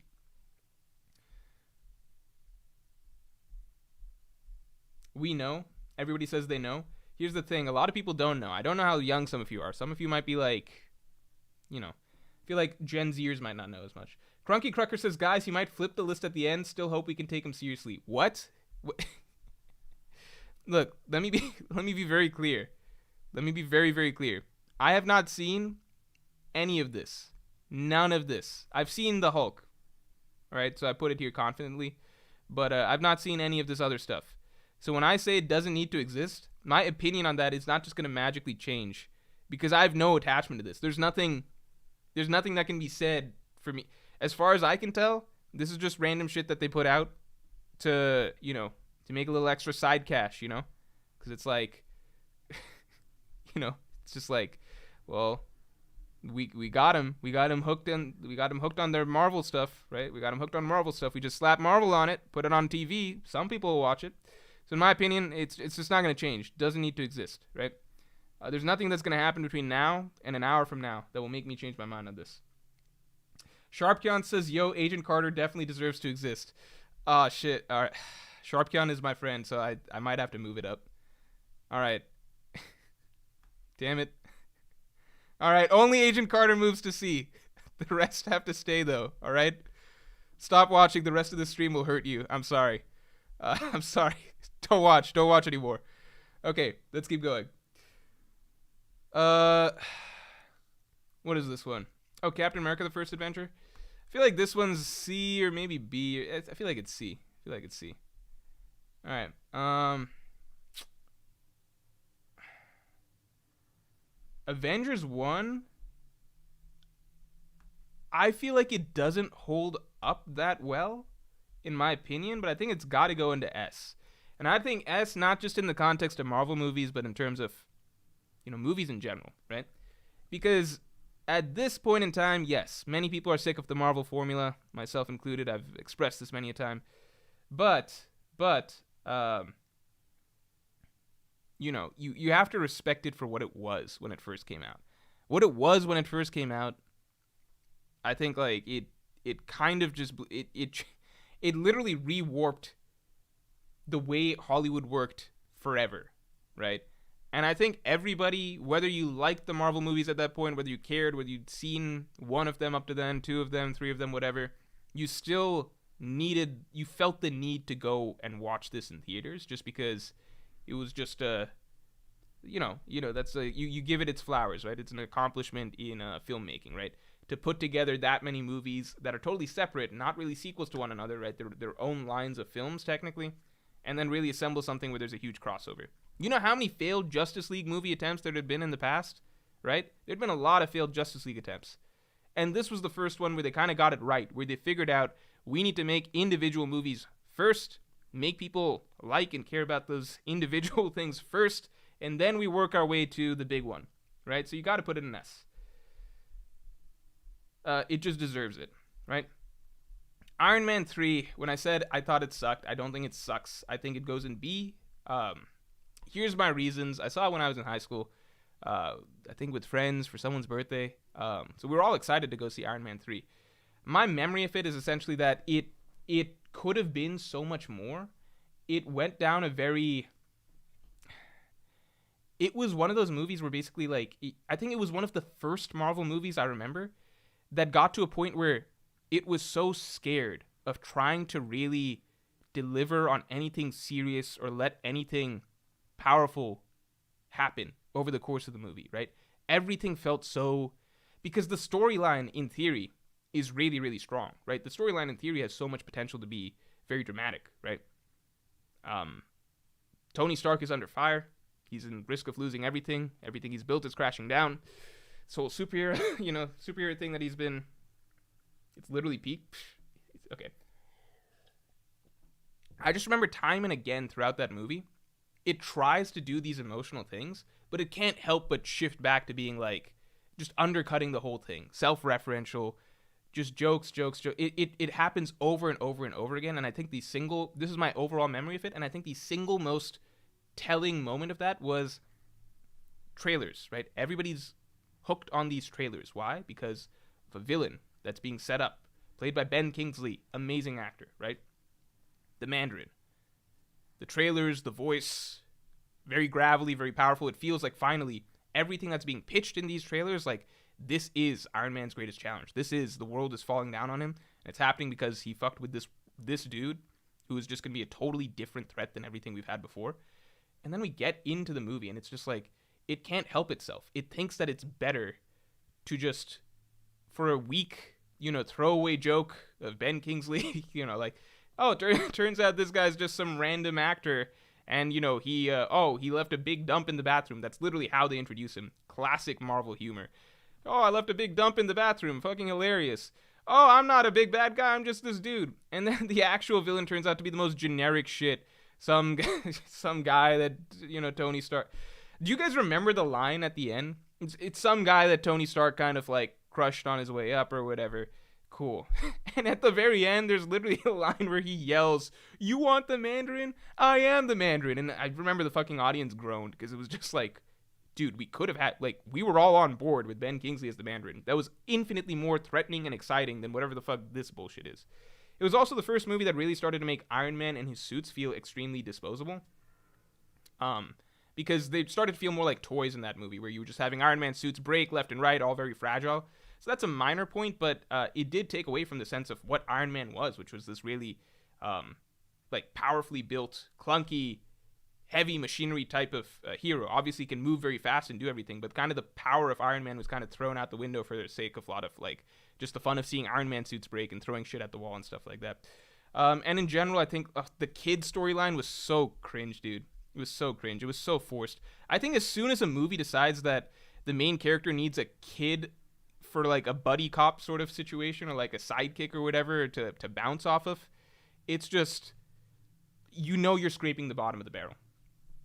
You're scraping. Like, I think Goldie Ace says some white dude that explodes. That's it. Was that villain iconic? No. Did we have the opportunity for something really fucking iconic with what Ben Kingsley was doing? Hell yes. I'd say the simplest comparison would be something like, imagine we're excited for Avengers Infinity War, and we've been getting built up to Thanos, and we're excited to see Josh Brolin play Thanos, and we're getting excited with all these cool quotes and stuff over the course of the trailers, and then we get to Infinity War, and it's like Thanos comes out of the bathroom having just taken a big dump. Turns out he's just been a paid actor this entire time. He's like begging and pleading, "Don't hurt me." And it's just like, then what the fuck was all that excitement for? Haha, you got us, Marvel. What a hilarious joke. Always great when you throw away potentially epic storylines and plots and drama for extremely forgettable, like, 5th grade humor. Amazing. And then the rest of the story, it's just, I don't know. Yeah, I guess you could say generic white guy. I don't know, that the Avengers were mean to 10 years ago when they were building their tower or some shit. And then at the end, he's like, "You want Thanos? I am Thanos." Imagine that. Great writing. So it goes in B because it was better than these other movies, but it's definitely not an A-tier movie. Sean Easton says, Agent Carter and Daredevil are C and A tier respectively. Daredevil is a TV show in Iron Man style, worth watching. Keep in mind, all of these are in Iron Man style. They're all Iron Man copycats. So when you tell me it's an Iron Man style, I'm like, oh, what does that tell me? Nothing. Agent Carter is only here because I was personally forced to put it here. But I would put it down here if I had it my way.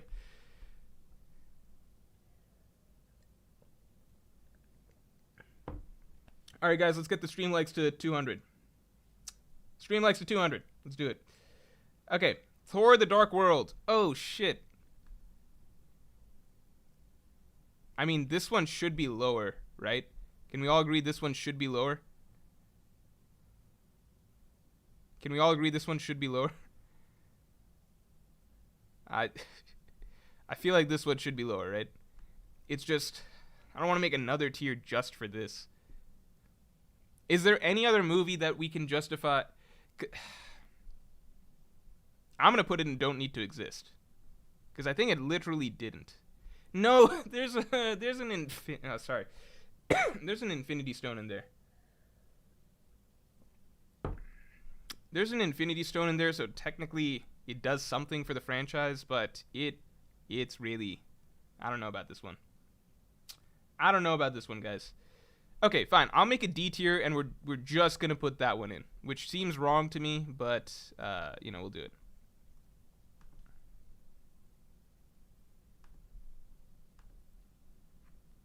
Ah, shit.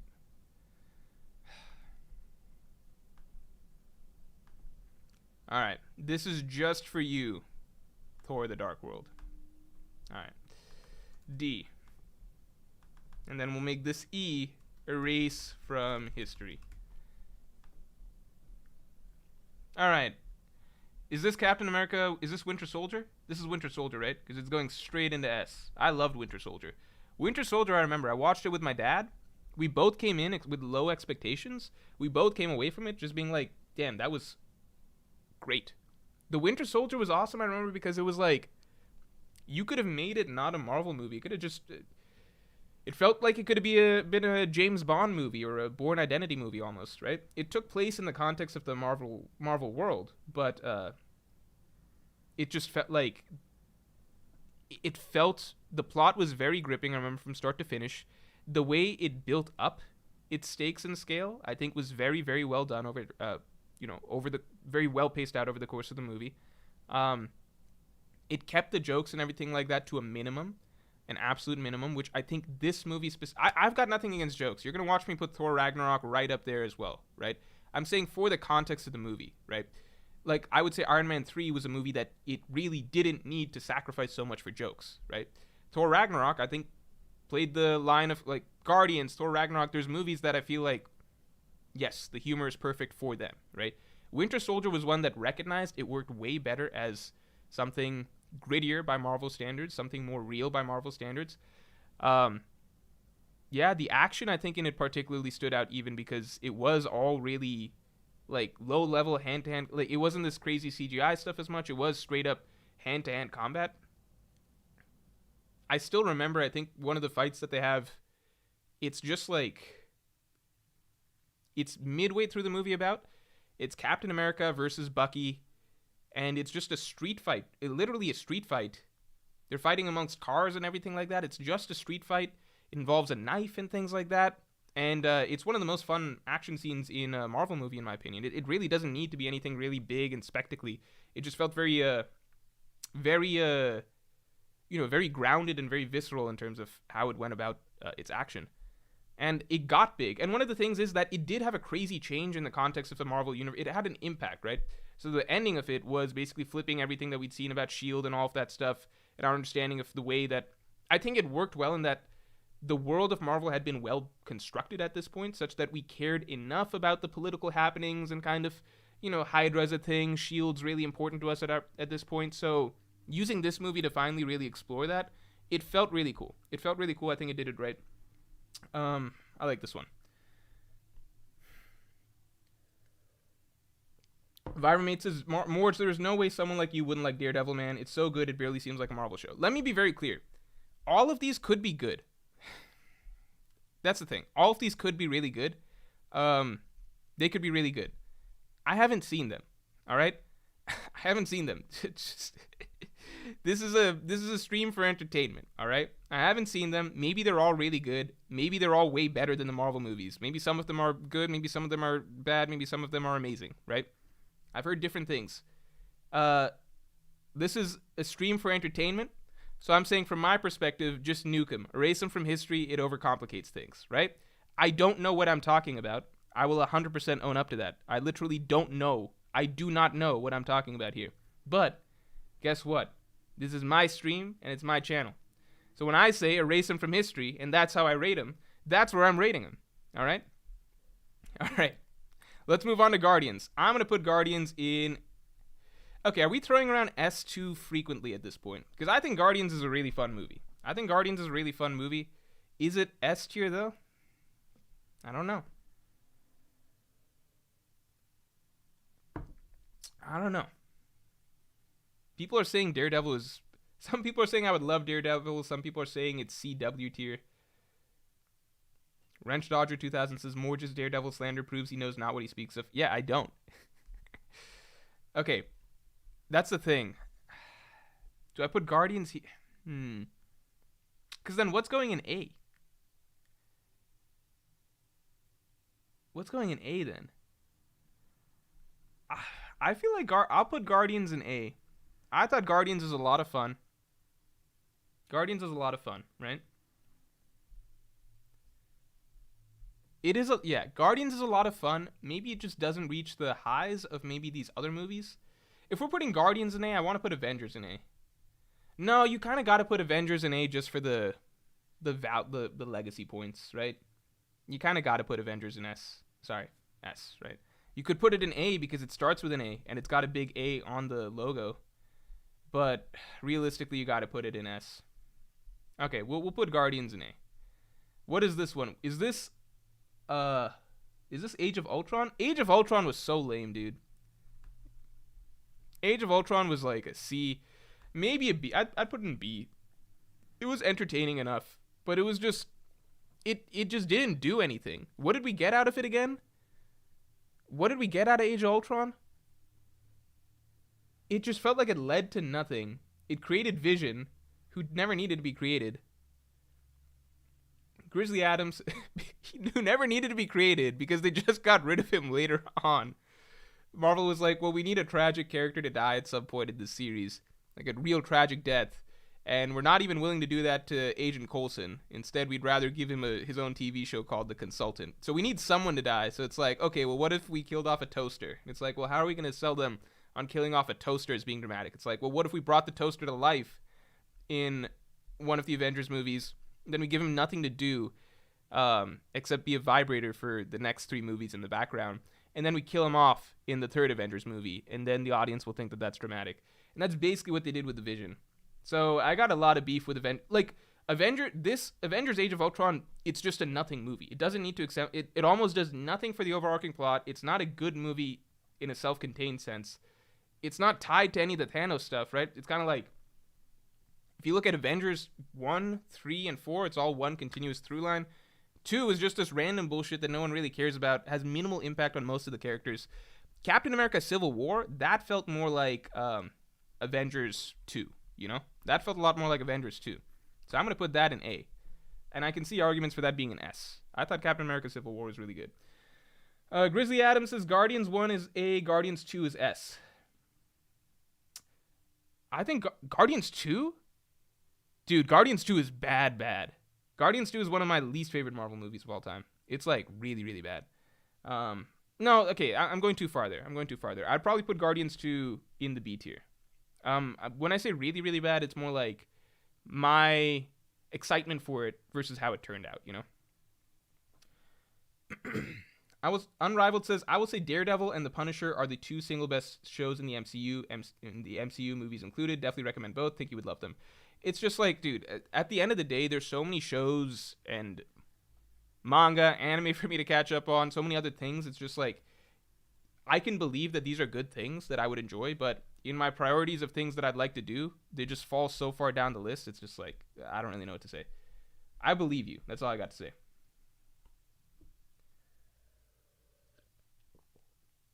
Guardians 2 is like a throwaway movie, practically. It's very, very unambitious. It's almost like they tried to save as much money and tried to do an as minimalist plot as possible, which is like, let's keep them all on one little planet. Right, let's keep them all on a singular planet, so not too much stuff has to move around. Let's try and do lots of character interactions, but in that silly Guardians type way where none of it really matters. And, like, it's not really taken seriously. Tried to make us really sad about Peter's mom, even though that stuff doesn't work unless you've really done the work to get the audience invested in the... You know, it's kind of like, we've all read One Piece, right? Why do we feel sad about characters from a backstory, right? Because we go into those backstories and we get to experience time with that character and really focus on the bond between Nami and Bellamere, Robin and Saul, stuff like that, Chopper and Hero. Look, that's what makes things like that sad. Guardians 2 is just like, oh no, not my mom. I'm so upset again, and I don't know. It's just dumb stuff, and like more characters just for the sake of more characters. Really forced comedy, I remember, throughout it. Really forced rivalry between Peter Quill and Rocket. I don't know. I'm gonna go ahead and put Guardians 2 in. I'll put it in B. Put it in B. Too Endless says Guardians 2 is the greatest emotional high of all Marvel movies. That's what? What? Don't know about that. Civil War, I think Civil War was really good, in my opinion. My only thing with Civil War is like... my thing with Civil War is that I get that we're supposed to side with Captain America throughout it, because it frames it as Captain America's right, Iron Man is wrong. But I really don't think it was that cut and dry. The things that it was presenting us made it really hard to believe that, right? I think they had to do a lot more to kind of make us side properly with Captain America in that. I'm not saying like, oh, I was definitely on Iron Man's side or whatever, but I just remember it was like, dude, like, Captain America is willing to die on this hill if, like, his friend Bucky, really good guy, etc. And it's like, okay, but all they're looking for really is accountability, right? At the end of the day, this Bucky dude did some crazy shit and hurt a lot of people. And at the end of the day, during the final fight, it was just like, one of my favorite lines in the entire MCU. One of my favorite lines in the entire MCU is when Captain America and Bucky, they give this explanation to Iron Man of all of this stuff of like, look, you've got to understand, blah, blah, blah. It's like the finale of the movie. They're facing each other down. You got to understand this is what happened, brainwashing, etc. And brainwashing, all that stuff. And then Tony Stark just says, I don't care. He killed my mom. I love that line, right? I love that line because it's just, again, you might be like, well, Morj, didn't you just say we need all these emotional backstories and stuff to get invested? I'm not saying like I needed to be emotionally moved and like tear up over this scene or anything like that. I'm saying like, no, I couldn't, like, this felt like a very real reaction. And Robert Downey Jr. is a great actor, probably the best acting performances out of everybody in this series. Great actor. So for him to, like, I love when this movie tries to present us with all this bullshit, like, no, you got to forgive, blah, blah, blah, blah, blah, etc. It's just like, dude, you got to understand, he killed my mom. I'm not about to hear it. Because that's how you would react. That's how any sane person, well, I don't know about sane, but that's how any realistic human would react in that situation. You know what I mean? And I empathize with Iron Man a million times more. Because the fucked up thing about Bucky, here's the fucked up thing about the Winter Soldier. Yes, he was brainwashed. He went through a lot of stuff that made him do a lot of things. He never apologized. He never said sorry. He never showed the slightest bit of guilt or remorse or like, I'm sorry. I shouldn't have killed your mom. He could have said that, man. Like, I get it. Like, the logical reasons for why he did the things he did, and it was outside of his control. But I'll tell you this right now. If I woke up if I woke up 2 years from now and I found out that, I was brainwashed and look, Morj, you were brainwashed. You killed a lot of people. Like, you killed your friend's mom or something like that. You've murdered countless people. You've done some really fucked up shit. You caused really some serious terrorist attacks and some shit like that. You've caused explosions and people's deaths and stuff. I would say sorry. I'd be like, fuck, I shouldn't have done that. I'm so sorry. I'm really, really sorry. I fucked up so bad. I would be living in total shame and guilt and like just trying to make amends for everything that I've done. Even if it was technically outside of my control, you could say sorry, right? The whole time it's just like Captain America is just like defending this dude who, in my opinion, really doesn't seem like, he doesn't seem like he's got much of a burden that he's dealing with, or like really a real weight like a heavy weight on his shoulders or anything like that. Captain America's just defending this friend, and the friend's just like, I don't know, man. I'm just chilling. That wasn't me who did all that shit. Leave me alone. And I'm just like, dude, Captain America, like, I like you as a character, but it's really hard to get behind this when you're kind of just letting your friend get off scot-free right here, Dream Hoop says, wait, I just joined. Why the hell is Loki an erase from history? That's just where I put all the TV shows. Don't worry about it. Papa Dog Sucker says, I wouldn't say sorry, I'm too shy. Bucky was like, moms die, bro.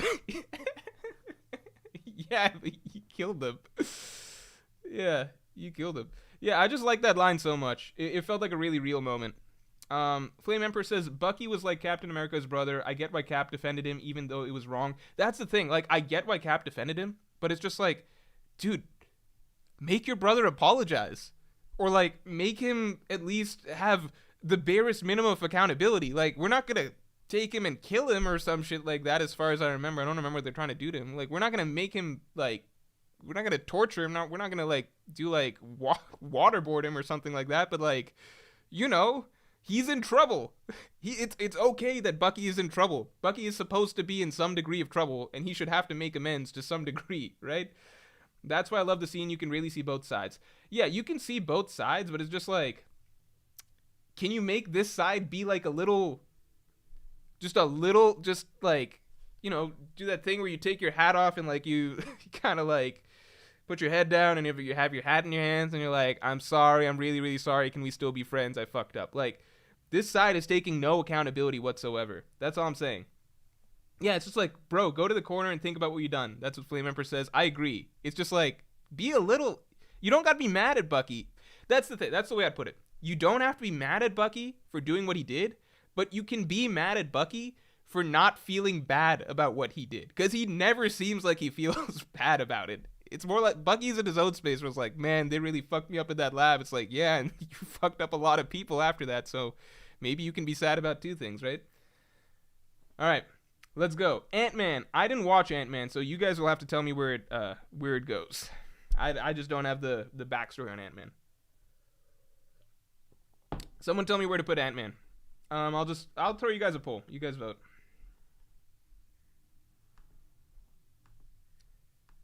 Bucky's a badass though. People don't talk about that. Yeah, like Hunter Z says Bucky never used the super soldier for himself. Yeah, it's like that he was able to go toe to toe with Captain America and stuff without like Bucky in the Winter Soldier was really, really, really like pretty impressive. It's weird to me that he became the sidekick to the Falcon, because Bucky fucked, like, the Falcon's a joke in that Captain America movie, and Bucky fucks him up pretty easily. Like, Bucky was toe to toe with Captain America without the super soldier serum. So that's pretty impressive. Unless I'm incorrect on that and he has a super soldier serum. But I think he doesn't, as far as I remember. Why am I even putting S as an option for Ant-Man? I mean, I didn't see it, so maybe it's that good. I should have put D as an option. Whatever. If enough people vote C, then I'll consider doing a revote with D as an option. You know what I'm saying? Okay, it seems like most people... Yeah, it looks like Ant-Man's averaging out to about a B. So I'm going to put it there.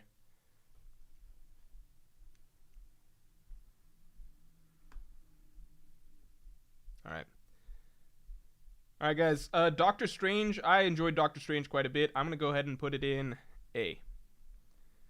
I'm going to put Doctor Strange in A. I feel like that one might be controversial. I think here's the way that I'm ranking these, kind of, in my opinion. Like, just so you get a mental image of how I'm viewing these movies. To me, S are basically what I would consider great movies, right? Avengers, I don't personally consider, for myself at this point, I wouldn't consider it a great movie, but I have to remember for its time what it was, and you kind of just got to give it S because it's the first one. Like, it's the Avengers, right? It deserves it. Huge achievement in filmmaking. So S is what I would consider great movies, right? Or at least very good movies. I would consider S to be very good, right? Let's say that. Very good. A is stuff that I consider to be good, in my opinion. I consider these to be good movies. I get why people don't like... Here's the thing with me and Doctor Strange. I think that this one could easily slip here. But for me, B and down, I don't consider good. I consider them like a really mixed bag of like good, but like B I consider good but very flawed for me personally. Like fun but flawed, I'd say is B. And then C is like, and then D is just straight bad, basically, right? So B is fun but very flawed. That's how I'd kind of describe B. So for me, Doctor Strange is not a particularly flawed. Like, to me, Doctor Strange was just generally good, right? Generally good. I don't think it did anything. It didn't do the usual. It held back on the jokes and stuff like that. It had a few, but for the most part, it took itself seriously. For the most part, I think it told a decent character story. It was copying the beats of Iron Man, but spoilers: Iron Man had some very good beats for a character arc, so it pulled that off decently. Pulled off a good imitation of it, I'd say. I think that the visuals for it were really fun. I think that the visuals and a lot of what it did made it. I was very high when I watched this too, so keep that in mind for the first time. So I think the visuals and everything that it did were really good. And I think that for me personally, the kicker is kind of the way that it concluded. Because for me, I don't think Marvel does really good fights for the most part. For the most part, I don't think it does really good fights. So what I think pushes Doctor Strange a bit above, like, I think the ending sequence is pretty cool to me, which is Doctor Strange versus Dormammu. I think that that's like, you got to give things their credit where they're due. And if you look at the Doctor Strange versus Dormammu fight, I think it's one of the more creative movie battles, period, that I've seen. Like, not just in the scope of Marvel, but I think that just in general, I think that it's a really, really, really, it's good for Doctor Strange's character, brings things full circle, right? It's actually got some really good, like, I think that the dialogue that goes with it is really, really cool. Like, you see Doctor Strange losing over and over, Dormammu getting angrier and angrier, and he's just like, you can't win, and he's like, I can't. This is a memorable line of dialogue to me, which to me tells me it's a good line of dialogue in my opinion, which he's just like, no, I can't, but I can lose over and over and over, and that makes you my prisoner. That's cool. Like, that's a really cool line, and I think that that's a really cool way to defeat a basically godlike villain, right? You just lose over and over. Like, we can do this for however long. Dormammu, I've come to bargain. I think that that's like a really good sequence, and I think that there's a reason that sequence was is pretty memorable to a lot of people. So you get what I'm saying? People don't like it. I don't know. Yeah, I don't think I don't think it was I'd say in general it doesn't have the usual Marvel flaws, right? So it avoids a lot of the jokes and the cringiness and stuff like that. It tells a straight character arc, right? In the same vein as Iron Man. I think the acting was good. I think Benedict Cumberbatch did a good job. Visuals were good. Visuals were good and creative, and I think the thing that pushes it up to A for me personally is I think the ending was very creative. The final battle was very creative. So I don't know. I think that that's pretty cool. Again, if your movie's got like a line or a bit that really stands out to me, then that tells me, for me personally, I'm gonna consider it's a good movie, right? And I think that that's pretty fun. Okay. So we're gonna leave that here. Spider-Man, this one, yeah, the first Spider-Man, right? I'm gonna put that in A as well. I thought that, yeah, I'm gonna put it in A. Angie Carr says, just tuning in, where'd you put Blade? Because it's a Marvel movie, best Marvel intro scene, period. It's not an MCU movie, though, is it? People want a law rant again? Hold on. I gotta order some food. Before the place closes. Thor Ragnarok. For me, this is going in S. For me, it's going... Is it S or is it A? I think it's S. Here's the thing that's tricky for me. I want to put Guardians in S, but you guys say it's an A. Because I feel like Thor Ragnarok and Guardians are about the same. I think Thor Ragnarok and Guardians, they're about the same for me. I don't know. Right? I would put... Because I think Ragnarok and Guardians are, like, better than Spider-Man and Doctor Strange and Civil War. I'm going to leave it here. I'm going to leave it here in S. I think it deserves S. Right? S? We're all on board? Ragnarok, I think for me personally, Ragnarok is the peak in terms of Marvel leaning heavily into their humor without sacrificing telling, like, their humor, their self-referential style of humor. Because here's the thing, like, Iron Man is a very funny movie. But in terms of, like, getting to the really self-referential stuff, like just, like, joking about the MCU the way it, like, just having conversations about, like, Thor liking Bruce Banner more or the Hulk more.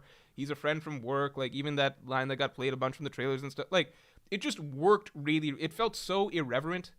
So irreverent while still somehow making this character, you know, have one of the best story arcs I think I've seen out of any of the Marvel characters, period. Right? So Ragnarok, I think, is the pinnacle to me of Marvel being Marvel, in my opinion. Like, if Iron Man is kind of like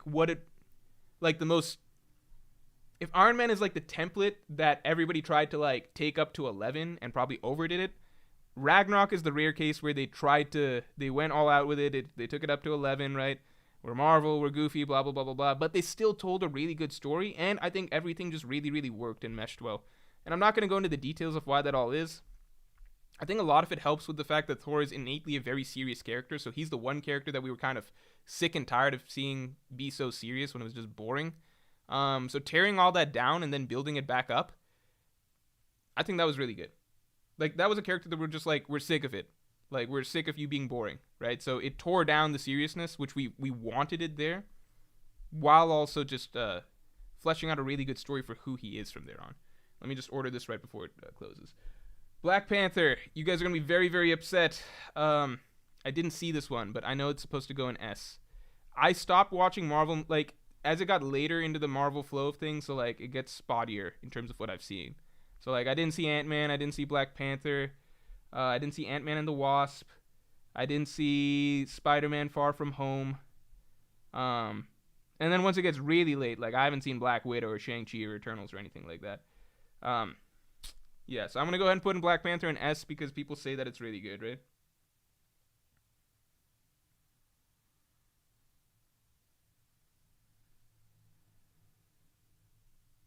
If you got an issue now, speak on it or forever hold your peace. But we're moving on. Infinity War, easy S. In my opinion, for me, Infinity War is...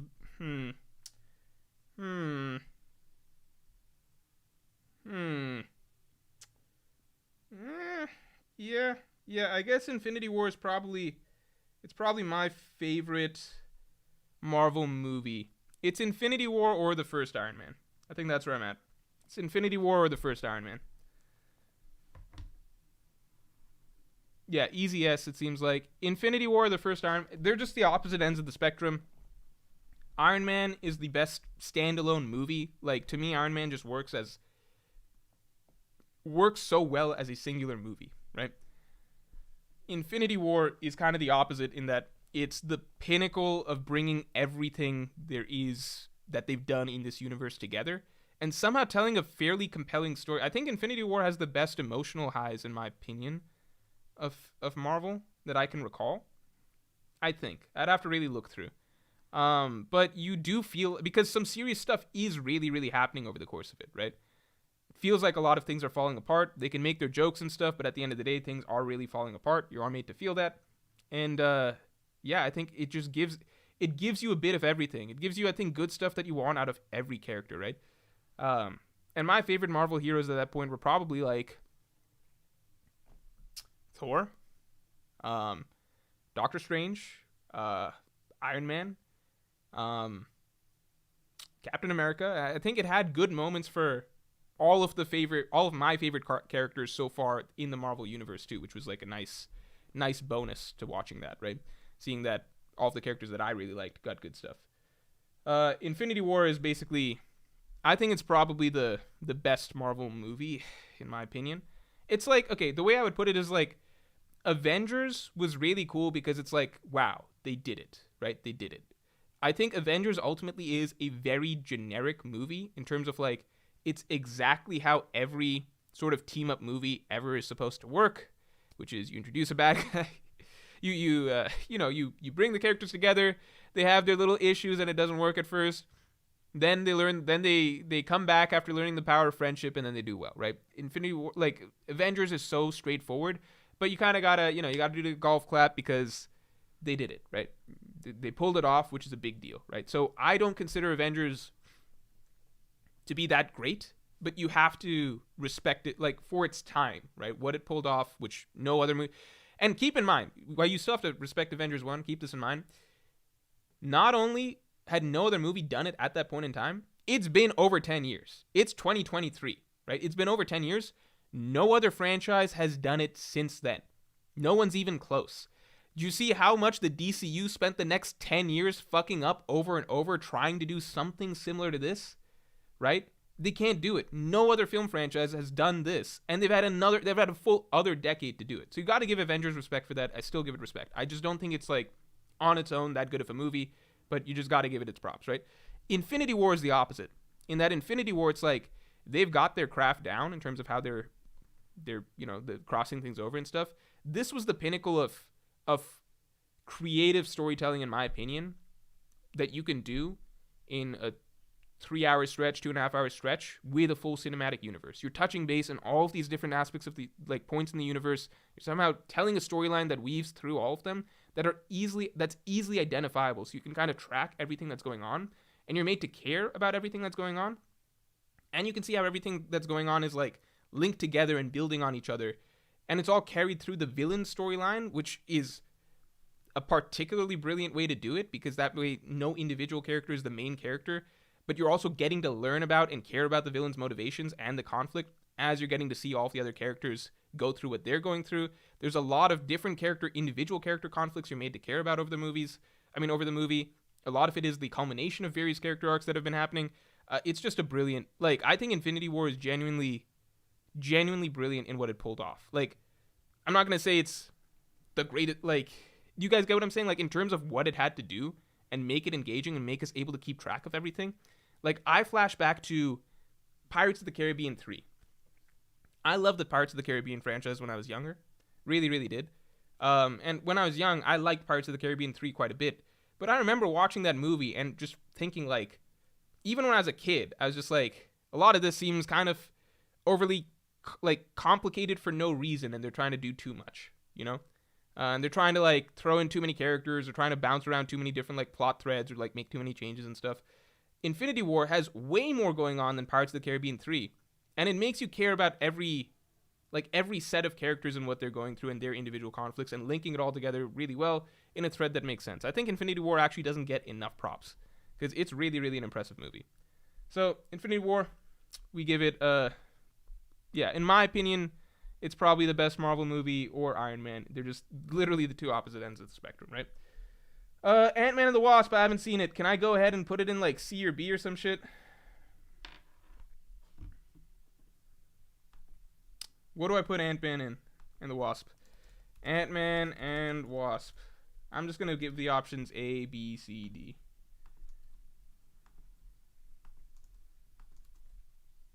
I'm just going to assume it's not an S. We're not going to taint S tier with that stuff. D? Put it in D? Is it that bad? Damn, it's that bad? I thought people always said that Thor: The Dark World was the worst Marvel movie and, like, the only bad Marvel movie. But, alright, we'll put it in D. Yeah, D wins. Okay, so D wins. Captain Marvel, I also haven't seen. Okay, wait, let me be upfront about this. Captain Marvel and Endgame.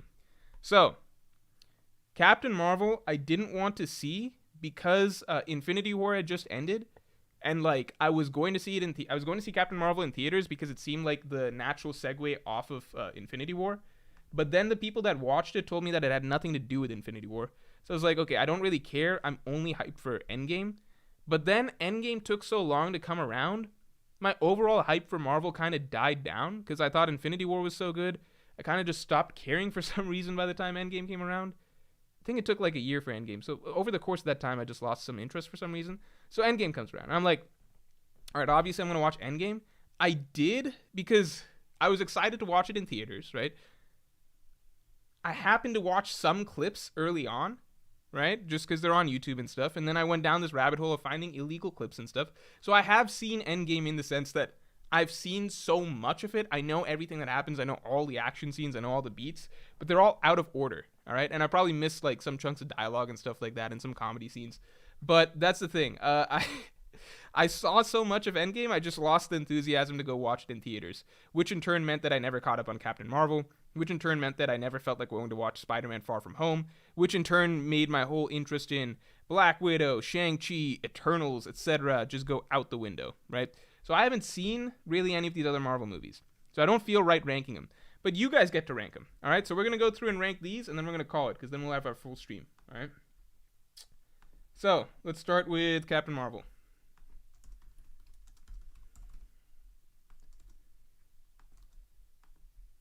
Wait.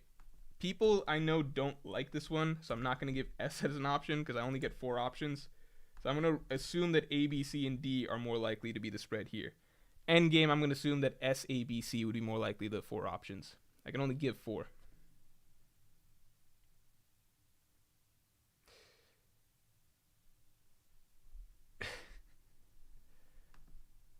Okay, so it does seem like it gets D by 52%. Alright, let's do Endgame. I kind of expected that because I know that there's not a lot of fans of Captain Marvel. I know personally I didn't watch it just because it felt like my hype for it was based off the fact that it seemed like the continuation from Infinity War. And I feel like when people probably found out it wasn't about Infinity War and then they didn't like the character, that was probably a double whammy. And then Endgame was just, I already explained that. I would have watched Endgame in theaters. I was excited to watch Endgame in theaters. But once you see so many clips and you feel like you know the whole thing, you're just like, am I really going to do it?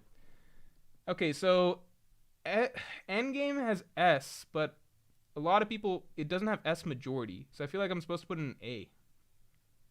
Right? Because you guys know the way I do votes, which is the majority of people mean that, like 57% of people think it should be below S, right? So A is the next highest. So it's going to go in A. Spider-Man Far From Home. That's the Mysterio one, right? Spider-Man Far From Home. I assume people like this one, so I'll give S, A, B, C. I skipped someone's super. Let me check real quick while you guys vote on that.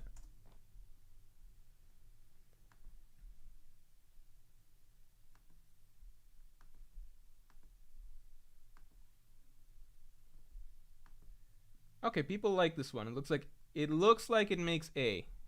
It looks like it just about is an A. All right, Far From Home's an A. I think people have generally liked the Spider-Man movies. Was Spider-Man, does that mean that Spider-Man is it had the best trilogy? Because I think that, like, if you look at it, so, like, Iron Man, even if you liked Iron Man 3, I know a lot of people liked Iron Man 3, I think most people agree that Iron Man 2 was not so good. You know what I mean? Whereas with Spider-Man, people like the first one. It seems like people love the first one. I think people seem to really like the second one. And then people love the third one. So I think it hasn't had a weak one, right? Okay, I missed this. Smelly Finger 01 says, hey Morj, what would it take to get the first arc of Ippo reviewed on Manga Morj? Ippo has almost no YouTube audience right now and it's sickening. That's fun. I like things that are unrealized niches. Oh, if that Chainsaw Man video hadn't gotten age restricted, you guys don't understand. The viewership was it was going so high. Because there's not really good there's not really good Chainsaw Man analysis, at least that I see. It still got really good viewership for a first video on a channel. It's just that, like, the limit was endless. But that's okay. Let me read the first arc of Ippo. I think realistically Kingdom's gonna come first. And if I like the first arc of Ippo so much that that I'm like, I gotta talk about this, then I'll definitely do it. Here's the one thing. Black Widow. I also know that this was not a well-liked movie. Yeah, here's the thing about, about doing arc reviews. I prefer reading like a full, like I want to see everything. Like, so all, like I want to get the full series and then review arcs. Cause it's like your standard of how much you're liking a series will keep changing. Cause like, what if I'm reading the first arc? I'm like, oh my God, it's so good at this, this, and this. But then it turns out that like, that's nothing compared to how good it gets at futures. Well, no, I guess that's just your first impressions, right? So that's not the same, right? I guess I'm thinking of it more from like an analysis standpoint. Okay, people have it at about C. That seems right. C as in like a mid movie. Okay, then we've only got a few. We got Shang-Chi. I'm gonna go ahead and put the Eternals in D and save ourselves some time. Shang-Chi I'm interested in. You guys know I'm biased because I didn't like what that Shang-Chi actor was saying, which was some ridiculous stuff, but I know that most people tended to like that movie. I think it got some very popular, very good feedback from what I remember.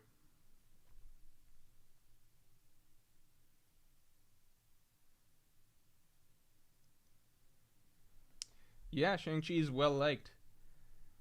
Okay, so it's between A and... Okay, so it looks like most people are voting B for it. I thought Shang-Chi was well liked for some reason. Maybe I got the wrong impression. Yeah, majority seems B. B or lower falls into the majority. Well, you know what? That makes sense, because B or lower seems to be... Again, this is the tier that I would call, like, fun but with flaws. A is good. S is, like, pretty good, arguably great, basically. And then C is... like the most generic Marvel can get, and then D is just bad, like straight bad. Okay, is this Spider-Man No Way Home? You guys all want to go ahead and just vote it into S or whatever, however you guys feel. Spider-Man No Way Home. The one thing I'll say about the Spider-Man movies, my one point of criticism, I don't think that the naming system is very good. I think it's cool that they're... No, I mean, like, I think anytime a movie series tries to incorporate, like, the same... Why is it CS? It's a typo, just ignore that. It's kind of just like, why don't you just... Yeah, I just don't think the naming system is that good. S, easy majority, looks like. It's hard... It makes... I don't know. I think titles can be really cool when you know, try and... Like, just doing that like, little trope of... oh, wouldn't it be fun if we do, like, a different spin on the same phrase each time as the title? I don't like it. Homecoming, Far From Home, No Way Home. Homesick. That's probably the next one. Homewrecker. When Black Cat shows up. Is there another one? Oh, there's another one already out. Oh, no. Never mind. That's Amazing Spider-Man. Venom. I don't consider Venom to be MCU. It wasn't made by them, right? It's just been forced into the universe. So this is what we got.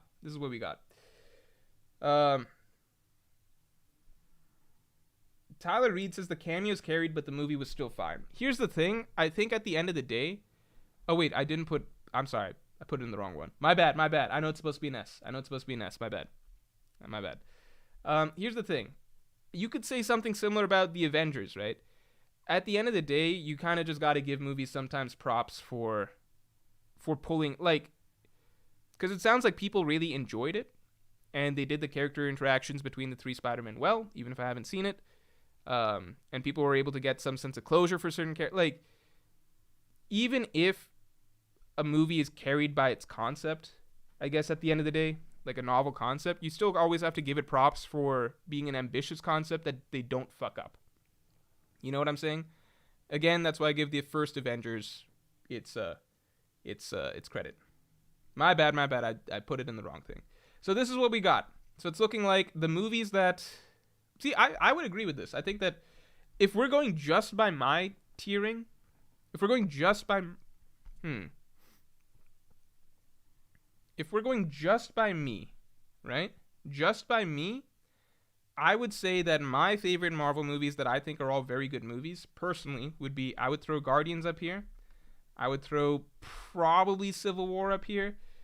Probably Doctor Strange. These two are like on the border, basically. But you guys didn't 100% agree, so it's a little mixed, right? But I think it seems like we all agree. For the most part, people tend to agree. First Iron Man, great movie in my opinion. Captain America, Winter Soldier, I think, honestly, really good movie, great movie. Avengers, I don't think the best movie. I've explained this already, but I think great hallmark of... great milestone moment in filmmaking. Blockbuster filmmaking. Thor Ragnarok, most fun Marvel movie, period, in my opinion. Black Panther, didn't see it, but everyone tells me it's really great. Infinity War, I think the greatest Marvel movie, arguably the best Marvel movie, the most impressive, probably the most impressive Marvel movie to me. Still crazy, right? Can't imagine another movie that like so effectively hits so many different characters and scenes and storylines and ties them all together. Can't imagine Marvel getting another villain that's better than Thanos. The heaviness that we got towards the end of it, the epic moments. Okay, let me say this. Let me give Marvel some major props here. The most hype moment I've ever had in a movie theater, and we're talking about hype, right? So not like pure emotion or saddest or most beautiful or like most brilliantly directed, like pure hype, just pure watching a blockbuster, you feel excitement. You feel like jumping up, getting out of your chair. It's Thor showing back up in Wakanda in Infinity War. Thor showing back up in Wakanda in Infinity War and doing that crazy shit with the hammer and saying, "Bring me Thanos." Fucking amazing. I think that is like, that's the best that you can get out of movie making in terms of just pure hype, pure getting you excited. Yeah, I just think that that's there. And I think that that's one thing that the film, like having a film franchise as long and storied as Marvel, you know, as much as I can take shots at its like moment to moment movies, that's something that you can really do only when you've got such a long series, right? Because when you've got a long series and you've had time to like learn more about the story, the characters, etc., you can build to moments that have so much more weight, right? You can build to moments that have just a lot of weight, a lot of excitement. It's harder to do that in a singular movie, right? Standalone blockbuster movie. You know, Indiana Jones is cool, but like you're only going to know him over the course of like 2.5 hours or something, right?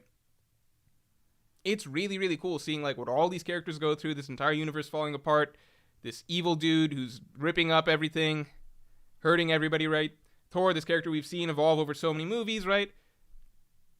Loses everything, has to go through these trials over the course of the movie, and then when everything seems lost, this entire cinematic universe is at the mercy of Thanos and everything like that. This dude comes back, right? One of our favorite characters who's gone through a bunch of shit comes back with a new hammer. The significance of having that new hammer after everything we've seen of him in these movies, coming back and just being like, this is it. He's going all out. God of Thunder is back on the field and he's like amped up better than ever, and we're going to get to see Thor just do the most that he can, right? That's really, really cool and exciting. Really, really cool and exciting. That's hard stuff to do when you don't have, you know, the storytelling momentum of an entire cinematic universe. So that's my, like, probably most, there's no Transformers movie that got me hyped like that. There's no Pirates of the Caribbean movie that got me hyped like that. Lord of the Rings gets there. Lord of the Rings, in a different way, I think Gandalf's arrival at Helm's Deep is really cool. That scene is a majestic and epic. This is just pure hype. You know what I mean? Also, the Ride of the Rohirrim. Lord of the Rings has a lot of really great moments like that, really hype moments. But they're different. They're more beautiful. They're more epic. They're more majestic. This was just pure hype. Pure, like, shonen-esque hype. You know what I mean? So I got to give it props for that. Spider-Man, Far From Home, No Way Home, or whatever. This one's really what we've said enough about it. Really amazing, right? Haven't seen it. Yeah, I said Transformers because that's like one of those type of popcorn movies that's supposed to get you hyped action-wise, right? Blockbusters in general, there's only so many to pick from. Then these are good movies. These are, in my opinion, fun but with flaws. Haven't seen a couple of these. These are really meh, very forgettable, and then D is just bad. I have not seen most of D. I've only seen Thor: The Dark World. So, good stuff. And then I apologize to all of the shows because they had to go down here because I didn't watch them, and in my opinion, they just don't need to exist. Even if they're good, who knows? All right, guys. All right. Good stream. Thanks, everybody, for tuning in.